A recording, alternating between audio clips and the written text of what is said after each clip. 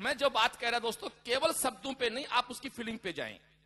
कई बार बहुत से लोग कहते हैं कि आदमी को शुद्ध हिंदी बोलनी चाहिए, शुद्ध इंग्लिश बोलनी चाहिए, शुद्ध व्याकरण का प्रयोग करना चाहिए। दोस्तों, जब तक व्याकरण में भावना नहीं है, व्याकरण कोई काम की नहीं है। एग्जाम्पल देके मैं शुरू हो रहा हूं।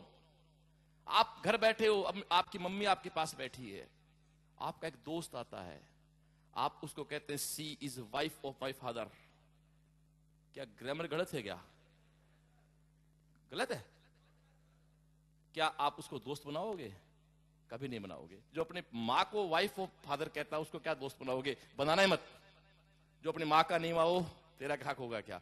आप प्यार से कहते हो मेरी माँ, मोम, मम्मी, जो भी शब्द हैं, तो आप, यदि आपको एक दोस्त कहता है कि she is wife of my father, मेरा दावा है उस महिला के पांव आप नहीं छूओगे, क्योंकि जिसकी औलाद इसका रेस्पेक्ट नहीं करती, आप किसने करेंगे? और यदि आपका दोस्त कहता है मेरी मम्मी है यार, मेरी माँ है, आप तुरंत आंटी यार जो भी एक संबोधन के पांव छुएंगे। दोस्तों, शब्दों से कुछ नहीं होता जब तक फीलिंग नहीं हो। तो अगली दो लाइनें जो दे रहा हूं आपके लिए मैं, सब तो फिक्स है, ग्रामर के व्याकरण फिक्स है। पूरे दुनिया का सारा संगीत, सारे गामा पादा साथ में समेट जाता है। लोग पता नहीं कितने गीत बना के जिनमें हम झूम जाते हैं। तो ये दो लाइनें पहले मैं खुद सिंग करूंगा, आप इसको फॉलो करें, फिर अपन साथ करेंगे। उसके बाद जितना अच्छा आप कर जाएंगे, मैं, मेरा दावा आपसे, उतना अच्छा आपके लिए अगले 1.25 घंटे में कर जाऊंगा। अब ये डिपेंड ये करता है कि आप मुझसे कितना सुनना चाहते हैं, मुझे क्या सुनना चाहते हैं। आप सबके सामने नो डाउट, यहां कोटा में जो बच्चा घूम रहा है वो टारगेट लेके आया है, उसके पास आईटी या पीएमटी टारगेट है।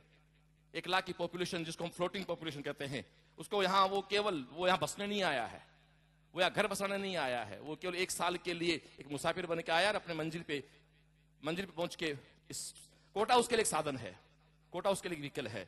और व्हीकल कभी अपना नहीं होता है, व्हीकल की सीट कभी हमारी नहीं होती है, व्हीकल की सीट किराए की होती है। हमारे लिए किराए का शहर है, हम इस किराए के शहर में दोस्तों किराएदार है, लेकिन अच्छी तरह से किराया देके अच्छा किराया भुगतें और अपने मंजिल पाएं। आप सबके पास एक बहुत अजीब सी बेचैनी होती है। हर सुबह आपको एक प्रॉब्लम सी रहती है कि मेरा आज क्या होगा, मेरा टेस्ट का रिजल्ट क्या होगा। और हर रैंक के बाद आप बहुत खुश होते हैं, कई बार आप आंसी खुश होते हैं, कई दुखी हो जाते हैं। तो मैं चाहता हूं 2 लाइनें आपके साथ में सिंग कर रहा हूं। आप डेली सुबह उठते हैं, 2, प्लीज फिर से कहता हूं, 65 लड़का इन 2 लाइनों से बिल्कुल मैं इस बात का सपोर्ट करता हूं। केवल इन 2 लाइनों का मेरा 65 बच्चा राउंड फिगर में ज्यादा पहुंच गया मेडिकल कॉलेज में 3 मई से 25 जुलाई, केवल 50 दिन में।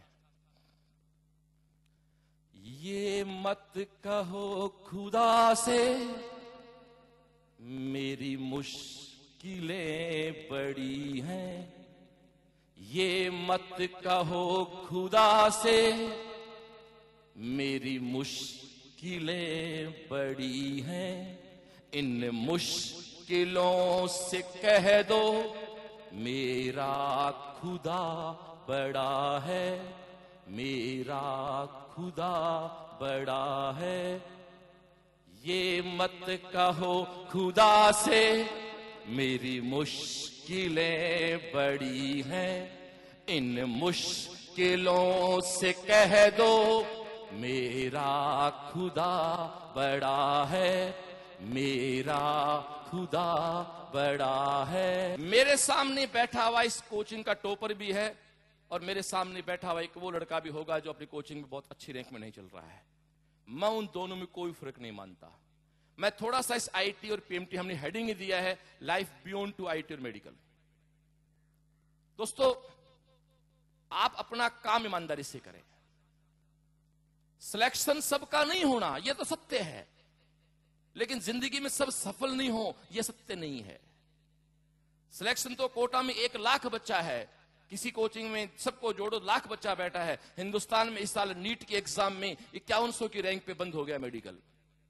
आईआईटी में 7 या 8 हजार की ओवरऑल रैंक के बाद कुछ नहीं मिलता है। एनआईटी में 15, 20, 25 हजार की रैंक के बाद कुछ नहीं मिलता। मैं कहता हूं 25,000 एनआईटी में, 10,000 आईटी में, 25 और 15, 10, 35, और आप 6,000 जोड़ दो अपने इसके। दोस्तों, सारा ये लड़का 40,000 होता है, तो आप कोटा में लाख बैठे हो, इनमें 60,000 बाहर होने हैं। देश तो बाकी पड़ा होगा अभी, हिंदुस्तान में पता नहीं कितने बच्चे लगे हुए हैं। तो आप सबसे पहली चीज, आप अपनी इस आईआईटी और पीएमटी की सक्सेस को जिंदगी से मत जोड़ो। बात शुरू यहां से कर रहा हूं। आप इसको जिंदगी के सफलता असफलता से मत जोड़ो यार। ये आपका इस मैच का रिजल्ट है, जो मैच आपने शुरू किया है। बट ये किसने कह दिया यार तेरी जिंदगी का आखिरी मैच है ये? इस मैच में तू जीत गया तो क्या गारंटी है तू जिंदगी जीत गया, और इस मैच में तू हार गया तो किसने कह दिया जिंदगी हार गया। ये एक मैच का रिजल्ट है। मुझे एक बहुत अच्छी तरह बात याद है, एक बार किसी ने अमिताभ बच्चन से पूछा कि साहब आप पिछले 40 साल से कैमरा फेस कर रहे हो, आप उस फिल्म को भी आपको याद होगा जिसमें आपको गूंगे का रोल मिला था, फर्स्ट साथ हिंदुस्तानी, उससे लेके आप केबीसी तक आए, आपको कैमरा फेस करने में कैसा लगता है? अमिताभ ने बहुत बड़ा जवाब दिया कि शायद पहले मुझे कम डर लगता था कैमरा फेस करने में, अब ज्यादा डर लगता है। कारण बोले मैं शुरू में कैमरा फेस करता था तो मुझे कोई टेंशन नहीं थी, क्योंकि जो आदमी सिनेमा हॉल में पिक्चर देखने आता था वो मेरे नाम से टिकट नहीं खरीदता था, वो मेरे असिस्टेंट कलाकार जो मेरे सीनियर्स थे, जो मेरे डायरेक्टर्स थे, उनके नाम से टिकट बिकती थी और मैं भी साथ बिकता था। लेकिन आज आप सबके स्नेह से अगला टिकट मेरे नाम से खरीदता है तो अगले की टिकट का पूरा पैसा वसूल हो, ये मेरी जिम्मेदारी बन जाती है, इसलिए मुझे ज्यादा डर लगता है। और आपने मेरी एक मूवी की टिकट खरीदी है 100 रुपए की, तो मेरा अमिताभ ने कालिया में क्या दिया, सेंसा में क्या दिया, अमिताभ ने परसों क्या दिया, उससे कोई मतलब नहीं है। आपने तो इस मूवी का टिकट खरीदा है, इसलिए आपको इस मूवी में मुझे 3 घंटे कुछ अच्छा मैटर देना है, अगली मूवी में मुझे फिर अच्छी बनानी होगी, क्योंकि अगला दर्शक अगली मूवी टिकट लेके आएगा। तो उनका कहना था कि जिंदगी में कोई एक मूवी सफल होने से अमिताभ नहीं बनता है और कोई एक मूवी फ्लॉप होने से अमिताभ को कोई हटा नहीं सकता। मैं इसको कहता हूं कि कोई बाई चांस 10वीं बैटिंग का बैट्समैन यदि शतक लगा जाए वो सचिन नहीं हो सकता, और सचिन कई बार 0 पे आउट हो जाए तो वो दोस्तों बोल रही लास्ट बैटिंग ऑर्डर का बैट्समैन नहीं हो सकता। जिंदगी में आप ये मान के चलो कि हमने ये एक गेम शुरू किया है जिस गेम का नाम आईआईटी या पीएमटी है, और उसके लिए आपके पास सारी फैसिलिटीज हैं। आप कोटा में हैं इसलिए फैसिलिटीज की बात तो आप कर ही नहीं सकते, आप संसाधनों की बात तो कर ही नहीं सकते, क्योंकि आपके पेरेंट्स ने आपको यहां सब कुछ देके भेजा है। क्योंकि यहां कोई हमारा सीकर तो है नहीं कि कोई मेस में आपको फ्री खाना खिला देगा, हॉस्टल आपको फ्री मिल जाएगा, कोचिंग की फीस की छूट मिल जाएगा, तो सारा कुछ पहले काउंटर पे हो जाता है। शुद्ध रूप से व्यवसाय होने के बाद आप अंदर जाके बैठते हैं, इसलिए वहां वो तो लफड़ा ही नहीं है। तेरे घर में पैसा नहीं है तो आ ही नहीं पाएगा यहाँ। सीकर और यहाँ सीन में फर्क थोड़ा सा है, वहां तो कहता है बहुत कुछ नहीं, खाने के पैसे चले मैं खाना खा ले, छोड़ यार, यहाँ तो कोई नहीं सुनने वाला ऐसा। इसलिए यहां जब तुम आए हो तो तुम्हारे पेरेंट्स ने अपना शायद सब कुछ सोच समझ के अपने सारे फाइनेंस को गुणा भाग करके आपको यहां भेजा है, इसलिए आप ये रोना गलत रोगे, यहां रोगे तो कोई। आपका काम है दोस्तों अपने आप को बेस्ट करना, आपका काम है अपने आप का श्रेष्ठ करना। फिर भी एक बात सुन लेना, आपकी भी अपनी लिमिटेशंस हैं। आपके दिमाग की लिमिटेशन है, आपके शरीर की लिमिटेशन है। एक आदमी 5 घंटे लगातार पढ़ सकता है, 1-2 घंटे बाद थक जाता है। तो आपको अपनी बॉडी को एडजस्ट करना पड़ेगा, आपको अपने आप को सेट करना होगा, आपको अपना विजन क्लियर करना होगा। आप कंपेयर नहीं करें। और कई बार मैं देखता हूं बच्चे की आज रैंक आई 100 पे और शाम को अनावश्यक भावुक हो जाता है, अगली बार मैं कोचिंग को टॉप करूंगा। ये फालतू बातें, मीनिंगलेस बातें हैं ये। 100 की रैंक वाला अचानक टॉप नकल से कर सकता है, तैयारी से नहीं कर सकता। 100 से 90 पे, 90 से 50 पे, फिर 40 पे, फिर 30वीं रैंक पे, फिर 20वीं रैंक पे, फिर आप टॉप रैंक पे आ सकते। क्यों भाई? तेरे ऊपर 100 बैठे, वो कौन सी पढ़ाई बंद थोड़ी कर रहे हैं। और एक बात मैं मेरी बात को जोड़ते हुए आगे बढ़ाना शुरू करूं दोस्तों, जिंदगी में ना तो किसी को अपने आप से होशियार समझो, एक बात कह रहा हूं, ना तो जिंदगी में किसी को अपने आप से इंटेलिजेंट समझो और ना खुद को किसी से इंटेलिजेंट समझो। बहुत मुश्किल सी बात है। ना तो अपने आप, ना किसी को अपने आप से इंटेलिजेंट समझो और ना अपने आप को किसी से इंटेलिजेंट समझो। मैं हूं सो हूं, बस मैं हूं, मेरा कोई कंपैरिजन नहीं है। मेरा दावा है अपनी मां से पूछना कि मां मेरा जैसा कोई दूसरा है क्या? आपकी मम्मी कहेगी नहीं नहीं कोई नहीं तेरे जैसा, सबसे खूबसूरत है और सबसे अच्छा तू ही है। जब वो आपका कंपेयर किसी और से नहीं करते तो आप अपना कंपेयर किसी और से क्यों करते हो? दोस्तों, इस कंपैरिजन की बात से मैं बात बढ़ाता हूं। अक्सर आजकल स्टूडेंट इसलिए परेशान है कि मेरे नंबर कम आ गए, इसके नंबर ज्यादा आ गए और फ्रस्ट्रेशन जीता है। एक सिंपल बात से बात बढ़ाता हूं। मैं अभी आप आईआईटी के फॉर्म आ रहे हैं 1 दिसंबर से, पीएमटी के मेडिकल फॉर्म आने वाले हैं। आप जो फॉर्म भरने जाओगे तो आपका थंब फिंगर है, right thumb finger, left thumb finger, आजकल अंगूठों के निशान फॉर्म पे लगते हैं, है ना?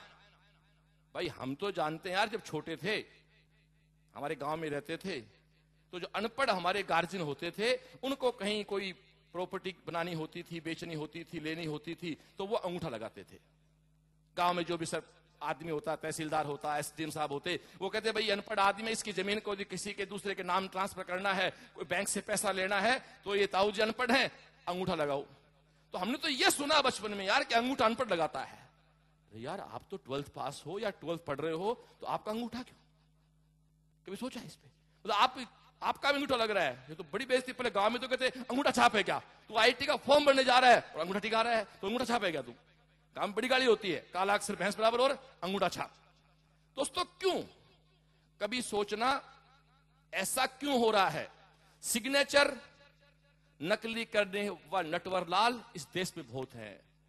सिग्नेचर कोई आपका डमी कर सकता है। मेरे यारो, मेरा पहला एग्जांपल आपके सामने पेश कर रहा हूं। ये अंगूठा जिसकी साइज मुश्किल से 2 सेंटीमीटर, आप थोड़े भीमकाय आदमी हो, 2 सेंटीमीटर गुणा 2 सेंटीमीटर मान लो, ये 2 सेंटीमीटर गुणा 2 सेंटीमीटर का अंगूठा इस विश्व में जिसकी आबादी 10 अरब के आसपास हो चुकी होगी, 10 अरब लोगों का ये 2 सेंटीमीटर गुणा 2 सेंटीमीटर का स्पेस है, वो 2 का एक जैसा नहीं है। तो 2 5.5 फीट के आदमी कभी एक जैसे नहीं हो सकते, इसलिए कभी किसी से अपना कंपेयर मत करना। पहली गलती यहां से शुरू होती है। 100% आप परफेक्ट हैं, 100% आप बेस्ट हैं। आप पीएमटी में सिलेक्ट नहीं हुए, आप बेस्ट नहीं है, कोई प्रमाण पत्र नहीं है। और पीएमटी में सिलेक्ट हो गए तो आप बेस्ट हैं, ये किसने कह दिया? मैं ऐसे डॉक्टर भी जानता हूं जिनके अपने सैलरी के अलावा 100 रुपए नहीं कमाते, एक पैसे उनके पास नहीं आता है।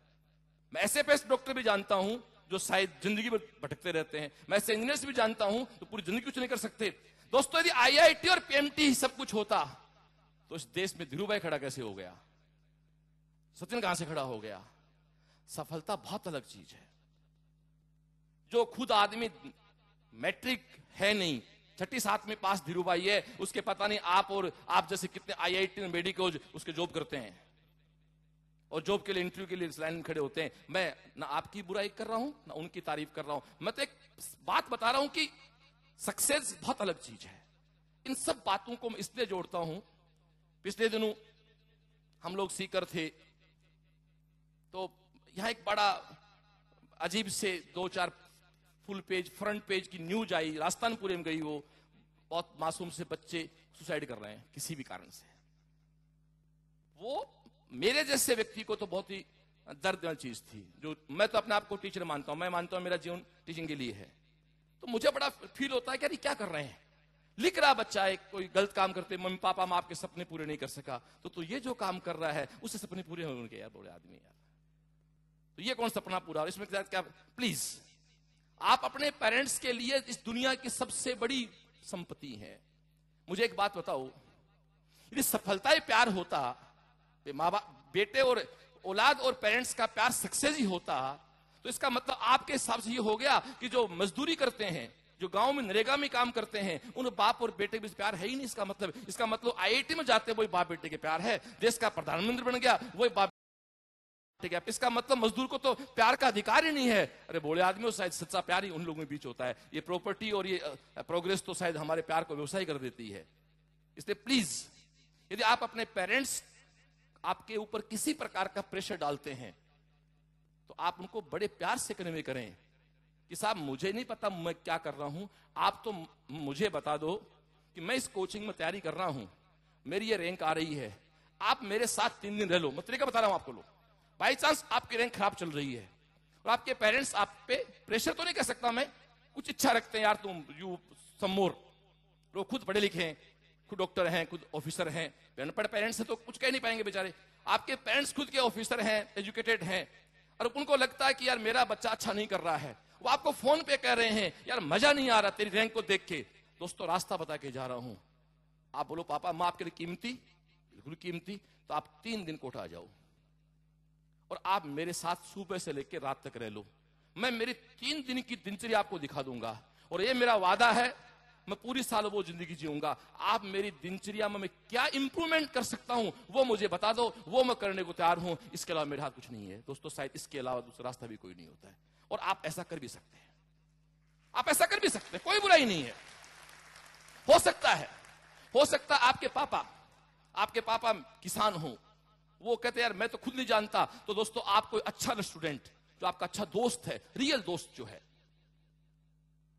उसको कहे यार तू भाई 2 दिन मेरे साथ रह ले यार, या तू कहे तो मैं तेरे साथ 2 दिन रह लूं, मैं तेरे साथ कोचिंग जाता हूं, तेरी कोचिंग में पढ़ रहा हूं, या तेरे मार्क्स 90 आ रहे हैं, मेरे मार्क्स 70 आ रहे हैं, यार मैं 2 दिन, भाई तू मेरा फ्रेंड है तो मुझे 2 दिन दे दे, मेरे साथ रह ले, मैं तेरे साथ रह लूं, मैं जो पढ़ रहा हूं उस दिनचर्या में यदि कोई तू चाहता कि ऐसा करने से मैं सिलेक्ट होता हूं, तो भाई फ्रेंड है तो राय दे देना यार। और दोस्तों यदि वो कहता कि मेरे पास टाइम नहीं है, तो एक तो फंडा क्लियर हो गया, आपका दोस्त वो नहीं है, उसके पास जाना बंद तो करो, कम से कम टाइम वेस्ट तो बंद करो उसके साथ। दोस्तों दुनिया में काम सबको करना है, जो लड़का टॉप कर रहा है उसको भी करना है, रैंक नीचे है उसको भी करना है, रैंक कहीं भी नहीं है उसको भी करना है, क्योंकि जिंदगी सबको जीनी है। अब मैं दोनों से बात कर रहा हूं, टॉपर से और नीचे वाले से भी। एक जंगल है, एक जंगल में हर सुबह एक शेर उठता है, कोचिंग के टॉपर की बात कर लो, एक शेर उठता है, शेर उठते क्या सोचता है कि आज मुझे बहुत तेज दौड़ना है, यदि मैं आज तेज नहीं दौड़ूंगा तो मेरे को शिकार नहीं मिलेगा। हिरण मान लो, शेर शिकार करते हैं छोटे जानवरों का, कि मैं हिरण या कोई भी शिकार नहीं कर पाऊंगा। वो सुना है हमने कि शेर किया हुआ शिकार नहीं खाता है, वो अपना शिकार करके ही खाता, भूख मर सकता है। दोस्तों वो कहते हैं ना, एक बहुत प्यारा सा, एक मैं पढ़ा कहीं, एक शेर ने कहा कि मैं घास इसलिए नहीं खाता कि घास खाना मेरी आदत नहीं है, मुझे याद है कि मैं शेर हूं। दोस्तों एक शेर सुबह जंगल में उठता है, उठते हुए सोचता है कि मैं यदि आज तेज नहीं दौड़ा तो मुझे हिरण नहीं मिलेगा, मुझे शिकार नहीं मिलेगा। और एक हिरण सुबह एक जंगल में उठता है, उसको भी उठते ही सोचना पड़ता है कि मैं तेज दौड़ूंगा, मुझे तेज दौड़ना पड़ेगा, यदि मैं तेज ना दौड़ा तो मुझे शेर खा जाएगा। हिरण को इसलिए तेज दौड़ना है कि शेर के हाथ ना आए, शेर को इसलिए तेज दौड़ना कि हिरण को पकड़े। इसलिए दोस्तों मैं दावे से कह सकता हूं कि कोई भी लड़का, चाहे वो टॉप और नीचे वाला, अपना प्रयास सब बेस्ट करते हैं। दोस्तों कोई भी आदमी जिंदगी में जानबूझ के हारना नहीं चाहता। अर्धविकसित आदमी भी चाहता मैं सफल हो जाऊं, अर्धविकसित भी।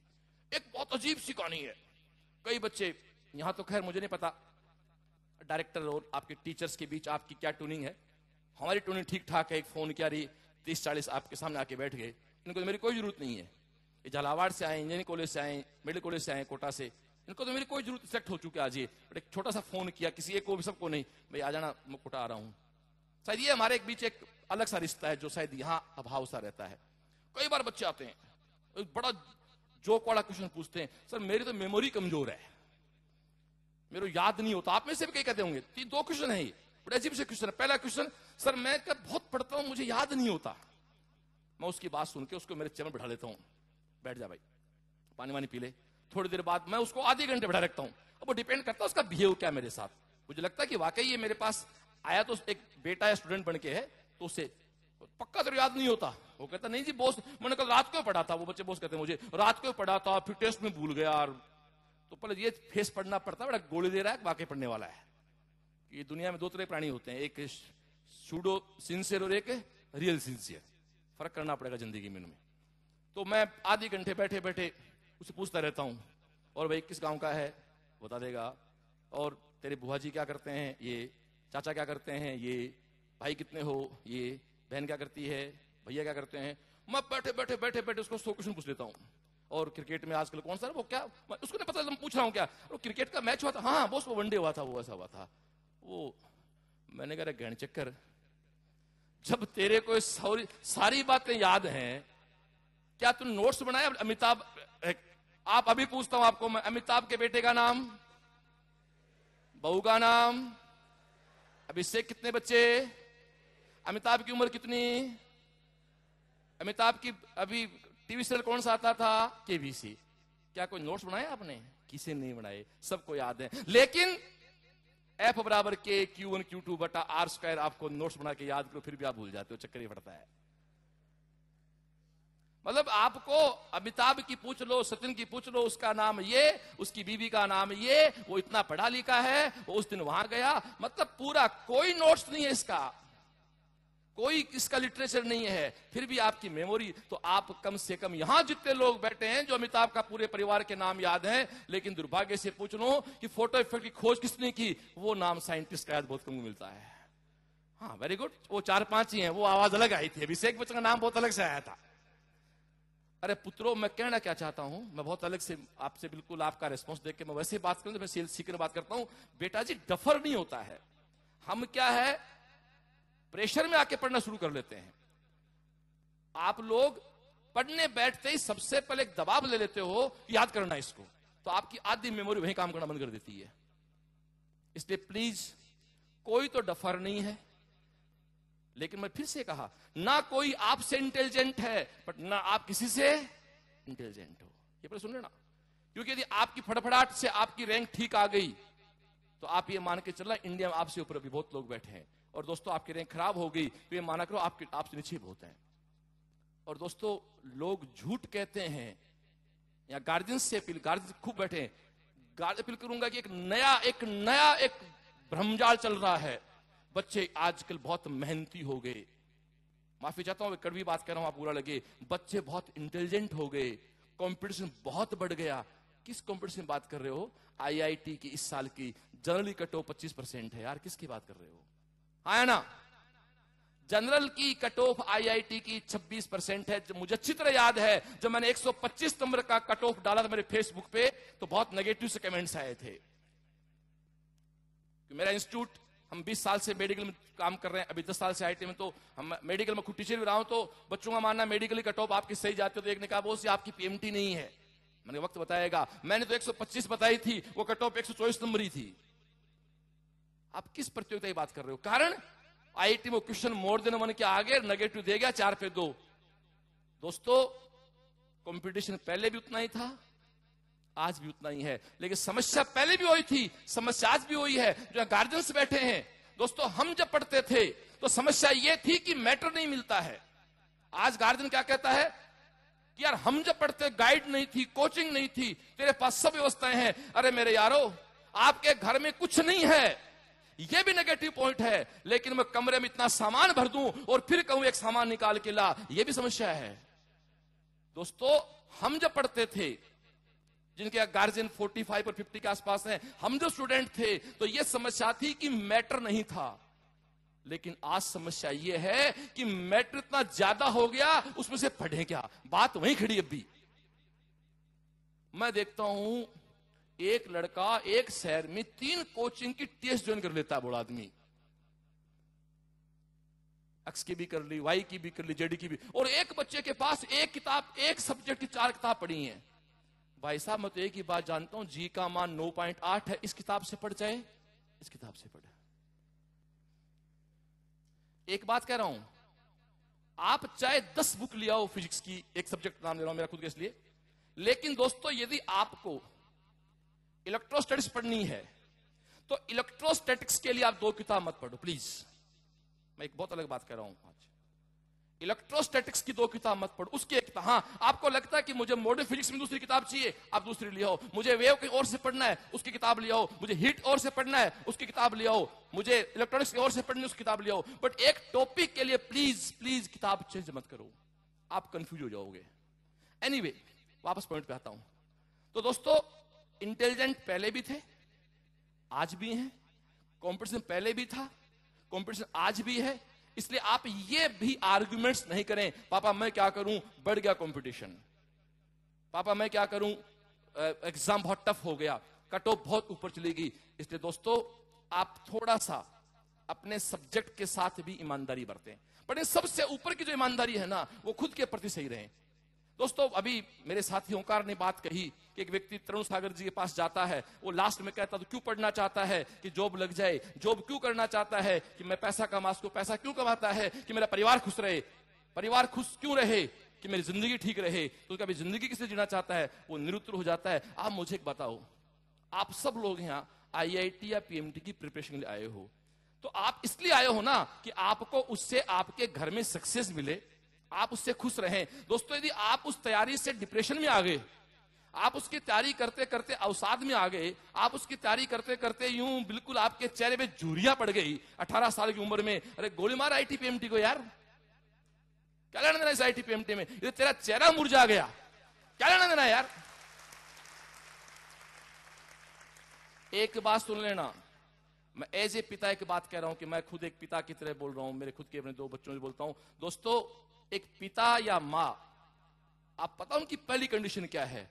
उनकी पहली शर्त होती है मेरे बच्चे के चेहरे पे कभी टेंशन नहीं आए, चाहे वो मां मजदूर हो, चाहे वो मां देश की प्रधानमंत्री हो, चाहे कोई आईपीएस हो। हर मां, जो मां की पोस्ट होती है ना, फिर वो ना आईपीएस है, ना प्रधानमंत्री है, ना वो दोस्तों टीचर, ना मजदूर है।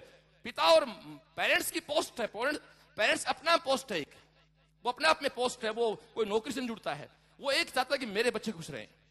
और दोस्तों आप यहां पढ़ाई को लेके किसी भी तरह से लेके परेशान होकर फोन करते हो, लेकिन एक बात दोस्तों जरूर चाहूंगा, आपके पेरेंट्स ने आप पे बहुत विश्वास किया है, आप कभी उनका विश्वास मत खोना। विश्वास खो के आप आईटी में चले गए तो मैं कहता हूं आप फेल हैं। आप विश्वास खो के दोस्तों डॉक्टर बन गए तो मैं कहता हूं आप फेल हैं।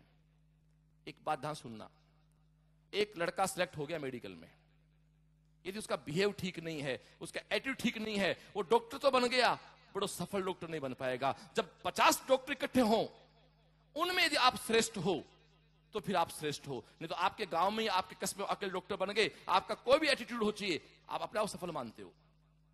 तो डियर, आपकी अपनी क्वालिटी, आप आईआईटी पीएमटी की जो तैयारी कर रहे हैं, ये सब अपनी जगह है, मैं इन पे अब ज्यादा बात नहीं करूंगा, ये आप सबको पता है।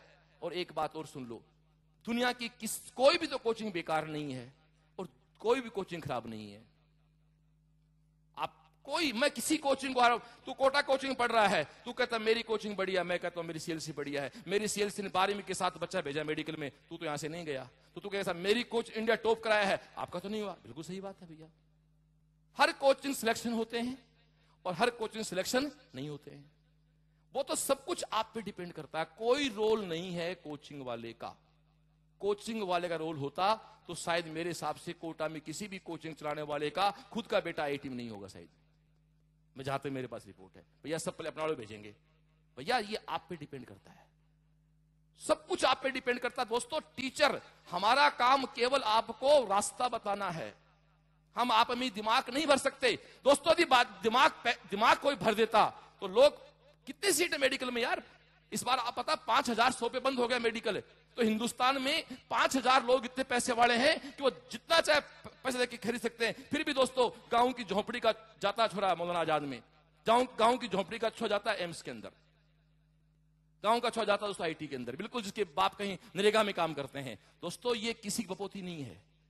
एक बात और कहूं, अभी ओंकार जी ने कहा दुनिया कहती है चढ़ने नहीं देंगे, तू कहते हैं गिर के दिखा, लोग कहते हैं सफल नहीं होने देंगे, आप कहते हैं दोस्तों जिद आप में होनी चाहिए। लोग झूठ कहते हैं कि मैं वातावरण के कारण बर्बाद हो गया, लोग झूठ कहते हैं कि मुझे अच्छी कोचिंग नहीं मिली इसलिए मैं सिलेक्शन नहीं हुआ, लोग झूठ कहते हैं पापा वहां हॉस्टल अच्छे नहीं है इसलिए मुझे मेरा रिजल्ट नहीं आया, मुझे दोस्त खराब मिल गए। मैं एग्जांपल देता हूं दोस्तों, एक बगीचा है, उसमें आप 2 गुलाब के पौधे लगा दो, आजकल हाइब्रिड बीज होते हैं, एक लाल गुलाब का पौधा है और एक सफेद गुलाब का पौधा है, होते हैं बायोलॉजी पे जानते हैं। आप 2 बीज मार्केट से लेके आओ, एक सफेद गुलाब एक लाल गुलाब, उनको आप दोनों को केवल एक लोन में, एक बगीचा बोल दो, लोन बोल दो, घर की क्यारी बोल दो, आप वहां लगा दो तो वही जमीन है। और एक बगीचे में हवा अलग अलग तो आने नहीं, वही हवा आएगी, बारिश हुई तो वही बारिश आएगी, वही उसका माली मतलब जो केयर टेकर है, जो केयर करता है वो हो गया। दोस्तों उस बगीचे में सब कुछ वही है। वातावरण को जो लोग आरोपित करते हैं, कुछ दोस्त तेरे 2-4 हो सकते हैं, यदि ये गुलाब, मैं एक सफेद गुलाब का पौधा हूं, आप एक लाल गुलाब पौधा है, दोनों के हवा चारों तरफ एक है, पानी एक है, मतलब हमारा 90% नहीं 100% साउंड एक है, साउंडिंग एरिया।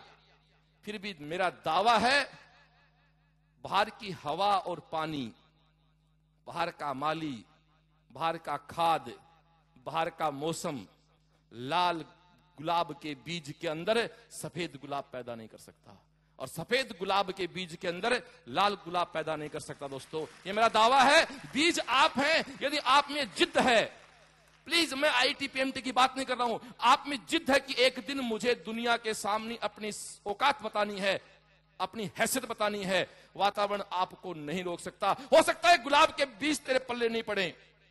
मैं हिंदुस्तान का एग्जाम्पल देता हूं, मैं कोई पॉलिटिशियन नहीं हूं, लेकिन एग्जाम्पल देश का है इसलिए दे रहा हूं। दोस्तों, आज के 10 साल पहले जिस हमारे प्रधानमंत्री को विदेश से कहते कि तेरो बैन करते हैं, जो अमेरिका कहते हैं कि नरेंद्र भाई मोदी अमेरिका नहीं आ सकता, मैं पॉलिटिक्स से अलग, मैं जो बात चाहता उतनी बात पकड़ना वहां से, कि वो कहता कि साहब नरेंद्र मोदी अमेरिका नहीं आ सकता, वो देश कहता वो नहीं आ सकता। जो लोग ये कहते थे आज के 10 साल पहले तू मेरे देश नहीं आ सकता, वो रात को फोन करते हैं, भाई तो अगली बार कब आ रहा है यार। कारण अगले में जिद थी एक।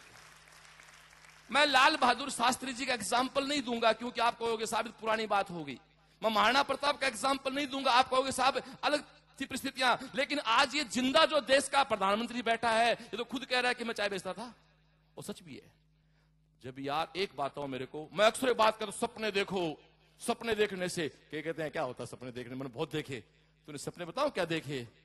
क्लास बंक कैसे मारनी है यार, कल बाइस्कोप या जो भी हम मॉल होगा उसमें मूवी कौन सी लगी यार, पिक्चर देख के आएंगे। तो सपने देखता कि मेरे पास एक पैंट है, उसके पास 3 पैंट है। मैं आपको आपकी सौगंध देता हूं, यदि सपने देख रहे हैं तो बताओ, इस यहां बैठे प्रांगण मेरी आपकी सौगंध है, खुद की सौगंध है, मेरी सौगंध है। कितने लोग हैं जो ये सपना देखा है कि मैं कुछ सालों बाद इस देश का पीएम बनूंगा? सपना देखना था ना। गणेश जी के मंदिर आप अक्सर गए हो, हम भी जाते थे, पढ़ते थे, तो आपने वहां उल्टा सातिया बनाया, मुझे ध्यान है। गणेश जी के नहीं पता, बता दूं आपको, कोटा के गणेश जी के मंदिर में उल्टा सतिया बनता है, और वो मन्नत पूरी होने के बाद उसको लोग सही करके आते। हम भी खूब पढ़ाते थे जब पढ़ते थे यहाँ, मैं यहीं पढ़ा हूं 5 साल। आपने भी कहीं वहां उल्टा सत बनाया होगा कि सिलेक्शन के बाद। लेकिन दोस्तों वो ये, वाह मेरा सिलेक्शन हो जाए। दोस्तों सोच बड़ी करो। आईआईटी पीएमटी एक सीडी है, जिंदगी नहीं है। आप में से कितने को पापा यहाँ आईआईटी मेडिकल में होंगे? 10 या 5 के। तो क्या आपके पापा सफल नहीं है क्या? आपके परिवार में कितने लोग होंगे जो आईएएस हैं या आईपीएस हैं, अधिकारी हैं, क्या आप वो सफल नहीं है क्या? दोस्तों इनका कुछ नहीं फर्क पड़ता है। आप सोच बड़ी रखो। इस पे एग्जांपल देता हूं मैं। आप भगवान के पास जाते हो, मंदिर सब जाते हैं, और ये मेरा दावा है, हो सकता है आज आप मंदिर जाने में अपने आप को बैकवर्ड समझे। अरे नहीं नहीं नहीं, ये तो ओल्ड फैशन। तो जरा सुनना, और मेरी गारंटी है, खड़े होकर बोल देना, मेरा वादा मैं बोलना बंद कर दूंगा। कितने ऐसे माई के लाल हैं जो एग्जाम के अंदर भगवान को याद करके नहीं गए थे? खड़ा हो जाओ।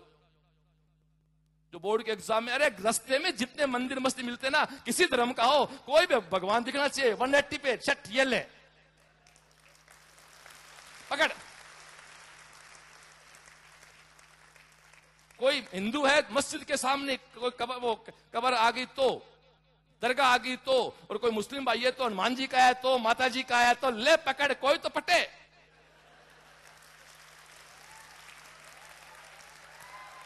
लेकिन आज आपको, मैं नहीं, लेकिन एग्जाम पूरी हो जाए, एग्जाम हो गई, और फिर पापा कहें, फिर दादी कहे घर में कि बेटा मंदिर चलना मेरे साथ चल, तो वो नालायक के कह देते हैं, दादी मेरा मंदिर में क्या काम है।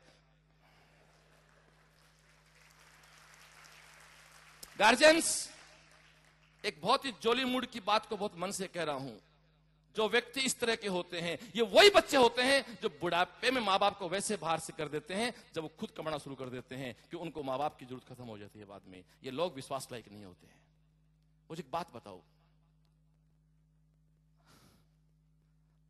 आप लोग सबसे ज्यादा रिगार्ड अपने पेरेंट्स का करते हैं, तो आपके पेरेंट्स जो करते हैं वो गलत नहीं है। आप ही की, मुझे एक किस्सा याद आ गया, वो बच्ची तो यहां नहीं है। आप ही के इंजीनियरिंग मेडिकल कॉलेज कोटा में एक कोई स्टूडेंट है मेरी, वो मुस्लिम है। हमारे सीकर से सालासर का एक मंदिर है, बहुत से लोग जानते हो, बालाजी का। हम लोग हर साल वहां की पैदल यात्रा करते हैं, 60 किलोमीटर होता है। तो हम हजारों बच्चा जाता है, अभी हम कुछ दिन दिवाली पे लेकर के आए थे। तो वो जो बच्ची थी मिस खान, वो उस यात्रा में जा रही थी। मैं इसमें कोई मेरी तारीफ नहीं कर रहा हूं, एग्जांपल देने की कोशिश कर रहा हूं। प्लीज मैं कुछ बातों में मेरे एग्जांपल दूंगा तो माफी चाहता हूं, मैं कोई मेरी तारीफ नहीं कर रहा, क्योंकि जब आप मेरे नाम से सुनने आगे, यहाँ आप पता मैं आने वाला हूं, अमिताभ बताने वाला था नहीं, तो आप जो भी आए मेरे नाम से आए हो, इसलिए मुझे अब मेरे बारे में कहने की आवश्यकता नहीं है। ये तो नहीं कि हमने फोटो छापी अमिताभ की और भाषण हम दे रहे हैं,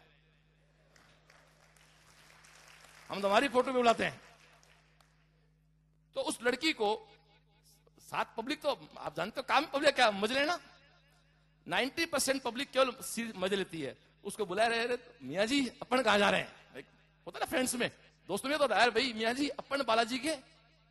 वो लड़की ने, उसको लगा कि ये जो व्यंग है इसका, ये व्यंग थोड़ा ठीक नहीं है, चीप व्यंग है। उसने बच्चे से कहा कि मुझे नहीं पता हनुमान जी कौन है, मैं इस्लाम को मानती हूं, ठीक है, एक हिंदू के गॉड है, मुझे नहीं पता वो क्या है। दोस्तों एक बहुत बहुत अच्छी सी बात मैं आपसे शेयर करना चाहता हूं, जो आप अपने साथ जिंदगी में अप्लाई करें। वो लड़कियां मेडिकल में आज, और मैं माफी चाहता हूं, उसकी परिस्थितियां इतनी अच्छी नहीं है। उस लड़की की मदर एक स्कूल में पियोन है, उसके मदर के पांव नहीं है, एक विकलांग मदर की बेटी उसकी पियोन है, वो बच्ची मेडिकल फाइनल पहुंच चुकी है। फीलिंग्स देखें, उस बच्चे ने कहा I don't know who is Hanuman ji, लेकिन मैं, जैसे मेरे लिए कहा उसने कि मैं बॉस को पिता मानती हूं, मेरे पिता जैसे हैं, क्योंकि मुझे पढ़ा रहे हैं, मुझे कोऑपरेट करते हैं, और मेरा पिता जिसके सामने झुकता है वो निश्चित रूप से मेरे पिता से बड़ा है, और जो चीज मेरे पिता से बड़ी है, जो मेरे सर से बड़ी है, उसके सामने सर झुकाने मुझे कोई शर्म नहीं है, मुझे कोई शर्म नहीं है। दोस्तों ये फीलिंग, मैंने एक बात कही, आप किसी का प्लीज विश्वास नहीं तोड़ें।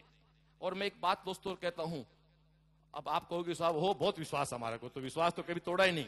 आपको पता, आप जैसे जैसे बड़े होते गए आप झूठे होते गए, आप अविश्वासी होते गए। अच्छा नहीं, एक आजकल एक बात चलती है, मैं आपके साथ आता हूं, आजकल आपकी पीढ़ी में क्या लगता है कि नहीं नहीं, मैं मूवीज पे आ जाता हूं, आप वाली पे, आपके लिए सब्जेक्ट का पॉइंट है ये। हाँ बिल्कुल, ये आपका सब्जेक्ट है। आपको आपकी आपकी जो पीढ़ी है उसका क्या मानना है कि ड्रेस कोड में थोड़ी यहां से जींस फटी हुई, थोड़ी इधर से फटी हुई, वो इधर वाले बाल वाल कटवट करके ऊपर को बढ़ा के, वो सिस्टम एक, हाँ, आप उसको कहते हो कि इट्स फैशन। और थोड़ी सी, माफी चाहता हूं बेटियां बैठी हैं, थोड़े से अश्लीलता हरकतें करना, थोड़े से अपने आप एक्सपोज करना, ये आज की पीढ़ी कहती है। दोस्तों मैं आप पे व्यंग कर रहा हूं, और आपकी औकात, आपकी हकीकत दिखा रहा हूं एक पिता के नाते, न कि एक कोई मोटिवेट नाते। आपकी पीढ़ी जिसमें आप कुछ शामिल है, सब नहीं कह सकता, आपका ये मानना है गार्जियंस कि साहब थोड़ी सी अश्लीलता मूवी में हो, थोड़े से वर्गलिटी मूवी में हो तो मूवी चलती है। मैंने दोस्तों 3 दिन पहले मेरे कोचिंग के सारे बच्चों को बजरंगी भाईजान फिल्म दिखाई है। उससे पाक साफ फिल्म क्या हो सकती है, वो 600 करोड़ तो नहीं कमा गया यार, उसका ओवरऑल बिजनेस तो 600 करोड़ पार कर गया, उसके ऑडियो वीडियो सब मिला मिलू के। डियर, आज भी आप बजरंगी भाईजान को लाइक करते हो, आप वही पीढ़ी हो, प्लीज झूठी पीढ़ी मत बनने की कोशिश करो। हिंदुस्तान का आदमी आज भी भावुक होने पे रोता है, हिंदुस्तान का आदमी आज भी रिश्ते निभाता है। आप स्यूडो स्ट्रक्चर मत अपनाओ। नहीं, एक हिंदी में बहुत गंदा मुहावरा, धोबी का कुत्ता घर का घाट का, कहीं के नहीं रहोगे। आप भावुक हो, हमारे हिंदुस्तान की जेनेटिक्स में वो चीज है। हम दोस्तों बहुत ज्यादा, बहुत प्रोफेशनल नहीं हो सकते। आज भी हमको, हमारा छोटा भाई परेशान है, हमें दर्द होता है, हमारा साथी बीमार है, हमें दर्द होता है। इसलिए प्लीज आप अपने मूल पे रहें। तो दोस्तों आप विश्वास पे बने रहें। आपको साहब कैसे समझाओ, हम समझाते हैं आपको। मैं 2 चीज छेड़ रखी हैं, एक सपने बड़े देखो, विश्वास करो। इन सब चीजों पे मैं आपको पहले सपने बड़े पे बात में एक बात कह के बात को आगे बढ़ाता हूं। तो मैंने कहा साहब आपने कितने लोगों ने गणेश जी के मंदिर में या दरगाह पे जाके ये कहा होगा कि मैं पीएम बन जाऊं, या पीएमटीआईटी की बात करूं तो कितने लोग होंगे यार जो हिंदुस्तान एआईपीएमटी को टॉप करने की बात करते हैं। कितने लोग होंगे जो आईटी को टॉप करने की बात करते हैं। बात केवल सिलेक्शन पे होती है, क्योंकि सोच का फर्क है। एक लड़का था, वो किसी नुक्कड़ पे खड़ा था, उसको अपने घर जाना था, वो कोई भी साधन का वेट कर रहा था, कोई भी कन्वेंस आ जाए तो मैं घर चला जाऊं। तो इतने में वहां एक बहुत महंगी सी कार आई, आप मान लो एक मर्सिडीज आई। तो जो मर्सिडीज लेके आया वो लड़का मान लो कि 30 साल का था, वो भी यंग लड़का था। जो चौराहे पे खड़ा लड़का वेट कर रहा हो 15 साल का था, उसको घर जाना था।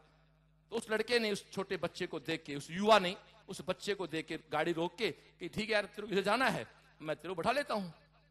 तो एक 30 साल के युवा ने 15 साल के छोटे से मासूम से बच्चे को लिफ्ट दे दी। दोनों बैठ के गाड़ी में, गाड़ी चली।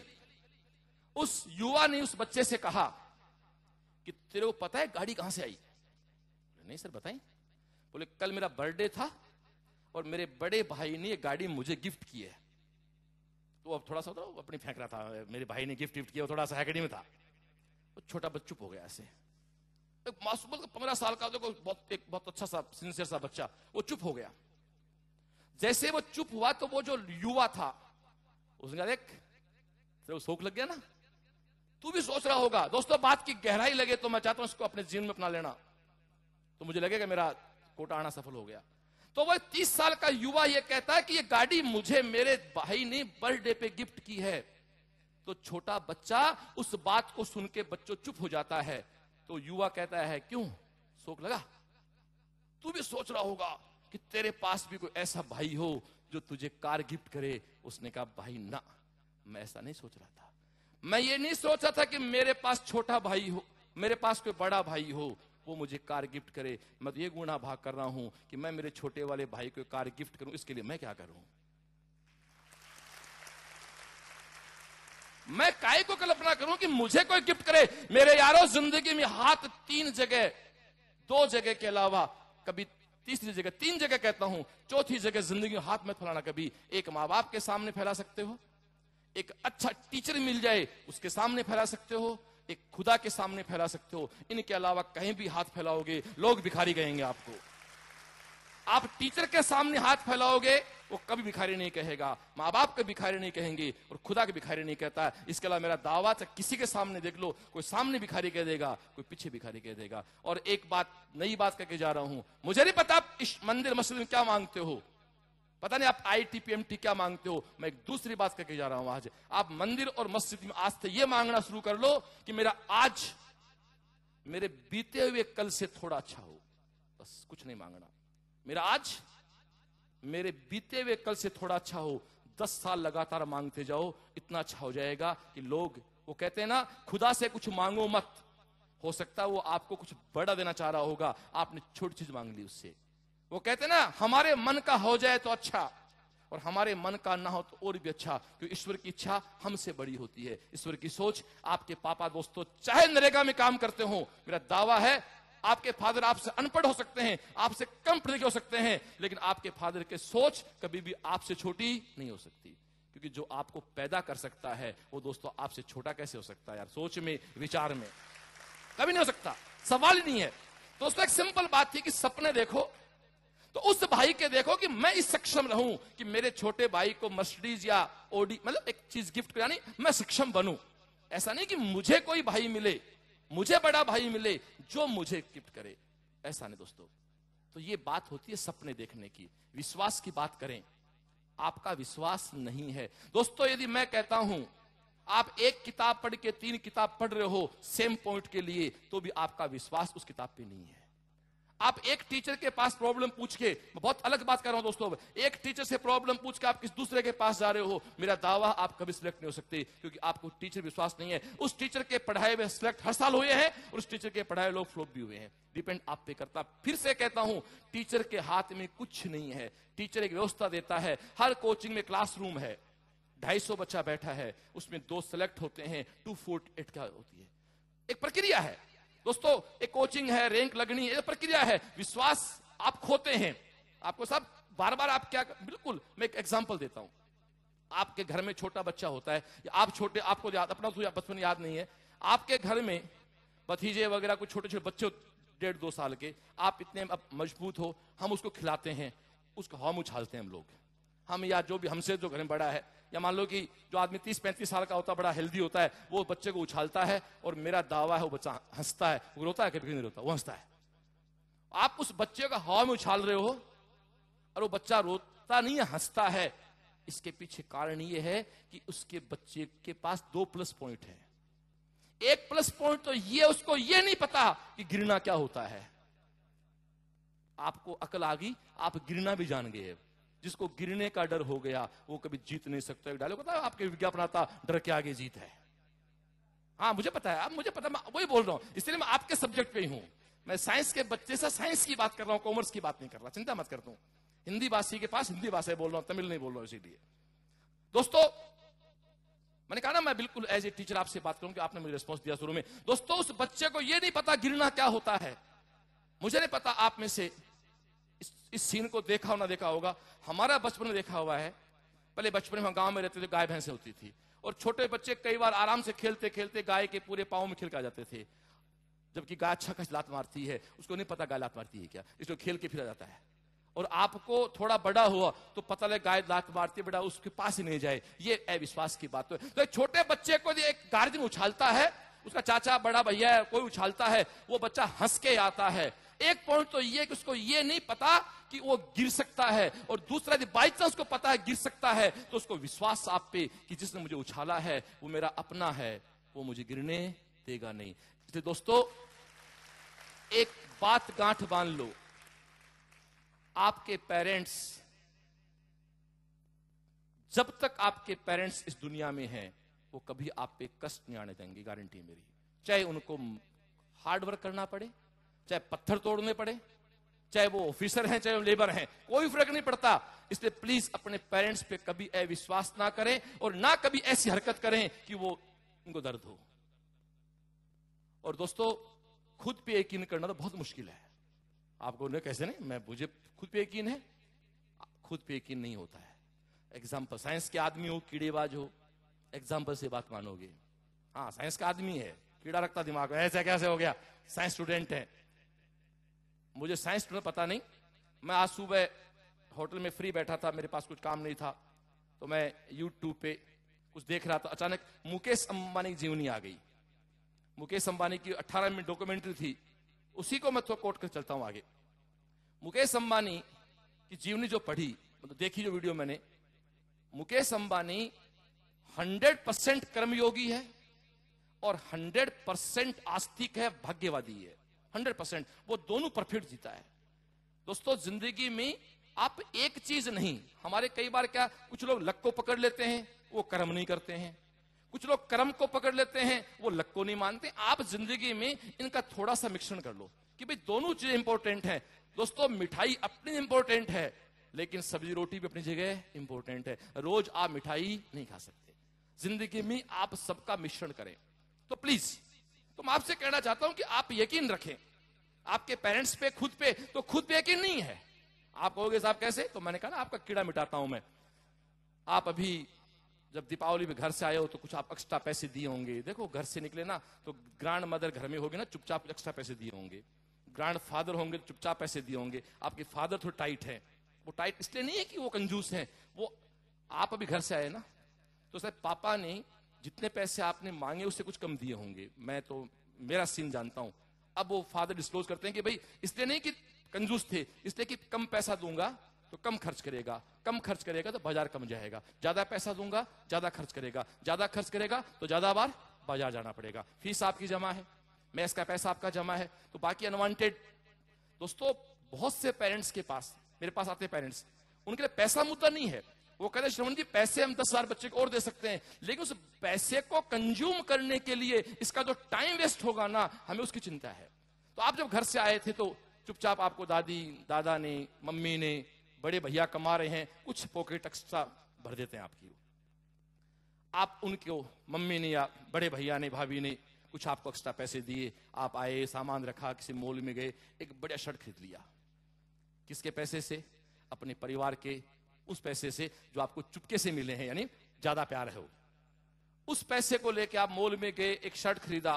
मॉल में शोरूम जो होता है वहां शर्ट 50-60 लगभग होते हैं, जिनमें हम एक का चुनाव करते हैं, वो हमारी पसंद है। हमारे प्रिय के पैसे, हमारे उस प्रिय के पैसे जो हमें जान से ज्यादा प्यार करता है, और हमारी पसंद का शर्ट। दोस्तों मैं तो खुली बात करता हूं, यदि मैं जो अगली बात कह रहा हूं ये सही नहीं हो तो फिर शायद हो सकता है कि आप और मेरी फ्रीक्वेंसी में डिस्टर्बेंस है। दोस्तों यदि आपने एक शर्ट खरीदा, सब खरीदा, और मान लो कि आपकी कोचिंग में अभी यूनिफॉर्म की पाबंदी नहीं है, थर्सडे ऑफ रहता होगा, तो आप वो शर्ट पहन के कोचिंग चले गए। कोचिंग के गेट में घुसे, शर्ट किसकी पसंद का है? आपकी पसंद का। पैसे आपके पेरेंट्स के भी उनके पैसे जो आपको चोरी से मिले हैं। प्यार चोरी भी कौन सी? वो प्यार वाली चोरी जो चुपचाप दिए, कृष्ण भगवान दही खाने वाली चोरी। अब एक लड़का आपका जो अच्छा दोस्त हो गेट पे मिला, जिसको आप जानते हो कि 2 महीने से, अक्टूबर में आपसे दोस्ती हुई उसकी, क्या जानकारी नहीं है, बट आप उसको तथाकथित दोस्त कह रहे हो अपना। वो यार शर्ट तो कुछ ज्यादा खास नहीं है यार, आपका मूड कुछ ऑफ होगा। और मेरी गारंटी है, क्लास में जैसे घुसो और एक लड़का और कह दे क्या बकवास शर्ट पहन के आया है, मेरा दावा उस शर्ट को तुम दोबारा कभी नहीं पहन के जाओगे। ये होता कि नहीं होता दोस्तों? कारण लोगों के विचारों से आप अपने फैसले बदल लेते हो। आप अपनी पसंद का शर्ट पहनने में आपको दिक्कत आती है दोस्तों, यही बात आपकी पढ़ाई के साथ है। आप इसलिए रैंक लाते हो, कई तो रैंक खराब आ गई इसलिए टेंशन में है कि दूसरा, एक बात मैं दावे से कहता हूं, आप जहां भी मैस में हॉस्टल में खाना खाते हो, जिस लड़के लड़की की रैंक आपसे, यहां तो क्या मिक्स कल्चर है, जब मेरे सीकर मेरी कोचिंग का बच्चा मैस में खाना खाएगा, वहां हजारों बच्चा खाना खा रहा है, कभी भी जिस लड़के की लड़की की रैंक अच्छी है वो नीचे वाले बच्चे को कभी डिप्रेस नहीं करता है। खुद के 20% हैं और तेरे मान ले 22 आ गए, तेरे 22% आ गए तो कम है, खुद के 20% है, वो तेरे को बकवास क्या पढ़ता, तेरे नंबर तो तेरे नहीं आते, उसको पूछे तेरे कितने भाई साहब। दोस्तों कई बार, और विशेष रूप से हमारी बेटियां, लड़कियों में इस चीज को लेकर बहुत टेंशन आती है, और ये दौर शुरू होता है फरवरी के बाद। फरवरी के बाद क्या होता है कि जिनका खुद का नहीं होना आता है ना, वो कहते हम तो डूबे सो डूबे सनम 2-4 को साथ ले डूबेंगे। और अगला सुनो, वो डुबोएं किसको, ये भी सुन लो। तेरे साथ तेरे गांव से 4 लड़के कोटा आए हैं, मान ले एग्जांपल देता हूं, तो 4 तेरी रैंक लगेगी। मैं दोस्तों वो बात करूंगा जो प्रैक्टिकल, क्यों मैं रहता बच्चों में, और गार्जियंस भी दावा मेरा, गार्जियंस में झूठ ऐसा नहीं हो। तो आपकी गांव से 4 बच्चे, आपके कस्बे से 4 बच्चे, या आपकी स्कूल से 4 बच्चे एक साथ आप कोचिंग लेने आए हो, जिनको आपके पापा जानते हैं, आपकी मम्मी जानती है, आपकी कोचिंग में रैंक लगेगी। तेरे घर एसएमएस जाएगा, मशीन से प्रक्रिया है, मशीन से एसएमएस जाएगा, तेरे पापा मम्मी देखेंगे, उनका फोन आएगा, वो कहेंगे भी तेरी कौन सी रैंक है, तू कैसा, मेरी रैंक है 50 पे। आपके पापा का अगला प्रश्न होगा, वो अपने गांव वाले उस दूसरे की रैंक क्या है, वो कभी नहीं कहेंगे तेरी क्लास का टॉपर कौन है, हाँ या ना। अरे वो शर्मा जी के बच्चे की रैंक कौन सी है, वो पड़ोसी की रैंक कौन सी है, तो तेरे को लगता है यार ये शर्मा जी का छोरा गड़बड़ कर रहा है, तेरी रैंक 50 पे है, तेरी 50 पे है और उसकी 15 पे है, तो तेरे लिए वो बाधक बन गया। अब तू सोचे कैसे भी करे इसकी 50 से नीचे ले जाए, क्योंकि रिजल्ट जिस दिन आएगा ना, उस दिन तू तेरे गांव में होगा, तेरे कस्बे में होगा, तो 4 का सिलेक्शन नहीं हुआ ना, कोई टेंशन नहीं, कोई दिक्कत नहीं है, कोई प्रॉब्लम नहीं है। इसलिए कुछ लोग फरवरी के बाद ये दुआ शुरू करते हैं कि हम जितने भी साथ आए किसी का नहीं होना चाहिए, मेरा नहीं हुआ तो। इसलिए हाँ बेटा जी ये बिल्कुल फैक्ट है, चाहे यहां स्वीकार ले चाहे कमरे पे जाके स्वीकारना। दोस्तों मैं कहना चाहता हूं कि आप ऐसे लोगों से थोड़ा सा सावचेत रहें। बस में लिखा होता है यात्री अपने सामान की सुरक्षा स्वयं करे, और बिल्कुल फैक्ट है, और ये ह्यूमन नेचर है। इसमें से हो सकता आप में से उस श्रेणी में कई होंगे तो सोच रहे मेरे मन की बात कैसे पता लग गई, तो दोस्तों एक बात बहुत छोटी सी कहता हूं, एक बात का जवाब दे दो मेरे को, तो खुद के साथ अभी दे लो, घर पे दे लो। एक 90% का स्टूडेंट किसी भी कोचिंग में, वो चाहे सीएलसी हो चाहे कोटाई कोचिंग हो या कोई सिकरी कोचिंग, एक 90% का लड़का कई बार 3-4 साल लगातार सिलेक्ट नहीं होता है। और लड़का सिंसियर है, देखो बात सुनो, लड़का सिंसियर है फिर सिलेक्ट नहीं हो रहा है। और एक 60% का एवरेज सा बच्चा, बिल्कुल एवरेज सा लड़का है और पहले चांस में मेडिकल को क्रैक कर लेता है। आईटी तो बात ही क्या करें, वहां चांस एक ही होता है, मेडिकल को 1 साल में क्रैक कर लेता है और सिलेक्ट हो जाता है। तो ये क्या कारण है कि 90% का एक सिंसियर लड़का 2 से 3 ड्रॉप लेके सिलेक्ट नहीं होता, कोई कमी नहीं उसके अंदर। तो इसका मैं एक आपको नया गुरु मंत्र देके जा रहा हूं। आपकी जो हर टेस्ट है ना, आप उस टेस्ट को एक उत्सव रखो। जो आप हिंदू हैं तो उसको दिवाली मानो, मुस्लिम हो तो उसको आप ईद मानो, सिख हैं तो आप उसको जो भी आपका उत्सव आता है वाहिगुरु का बर्थडे मानो। दोस्तों टेस्ट जो है उसको आप ये मानो कि उस दिन दिवाली है, उस दिन ईद है। बहुत से लड़के अपने अपनी आत्मा से पूछ रहे हैं दोस्तों, पेपर देने यूं जाते हैं जैसे एक अनवांटेड बोझ है जो उतार के आना है। और पेपर, हां मैं आपको एक दावे से कह सकता हूं, और उस पेपर को लाके घर पे पटक देते हैं। एक सिंगल क्वेश्चन बंदे देखते नहीं है कि मेरे कितने नंबर आए, कितने नंबर नहीं आए, उनको कोई मतलब नहीं है। और दोस्तों वो लोग केवल और केवल हम कोचिंग वालों के बच्चे पालने आते हैं, इसके अलावा कुछ नहीं करते वो। तो मेरा एक जोक है, एक बहुत बड़ा डायलॉग है कि भी कुछ लोगों ने सौगंध खा रखी है कि मेरे पिता का तो बैंड बजाना है, कोचिंग वालों का भला करना। उनका भाई मैं क्या कर सकता हूं, अगलों पर्सनल मामला, पारिवारिक मामला, अपन क्या कर सकते हैं। बहुत से बच्चे होते हैं। टेस्ट क्या है, लो मैं आपको एक दिन बता देता हूं, थोड़ा सा डेटाबेस बात करके फिर अगली बात पे आऊंगा। डियर, एक बात कहता हूं, ये सेमिनार अनाउंस किया हमने, तो आप यहां से बात शुरू करते हैं। ये सेमिनार हमने किया, एक दिमाग में आइडिया आया।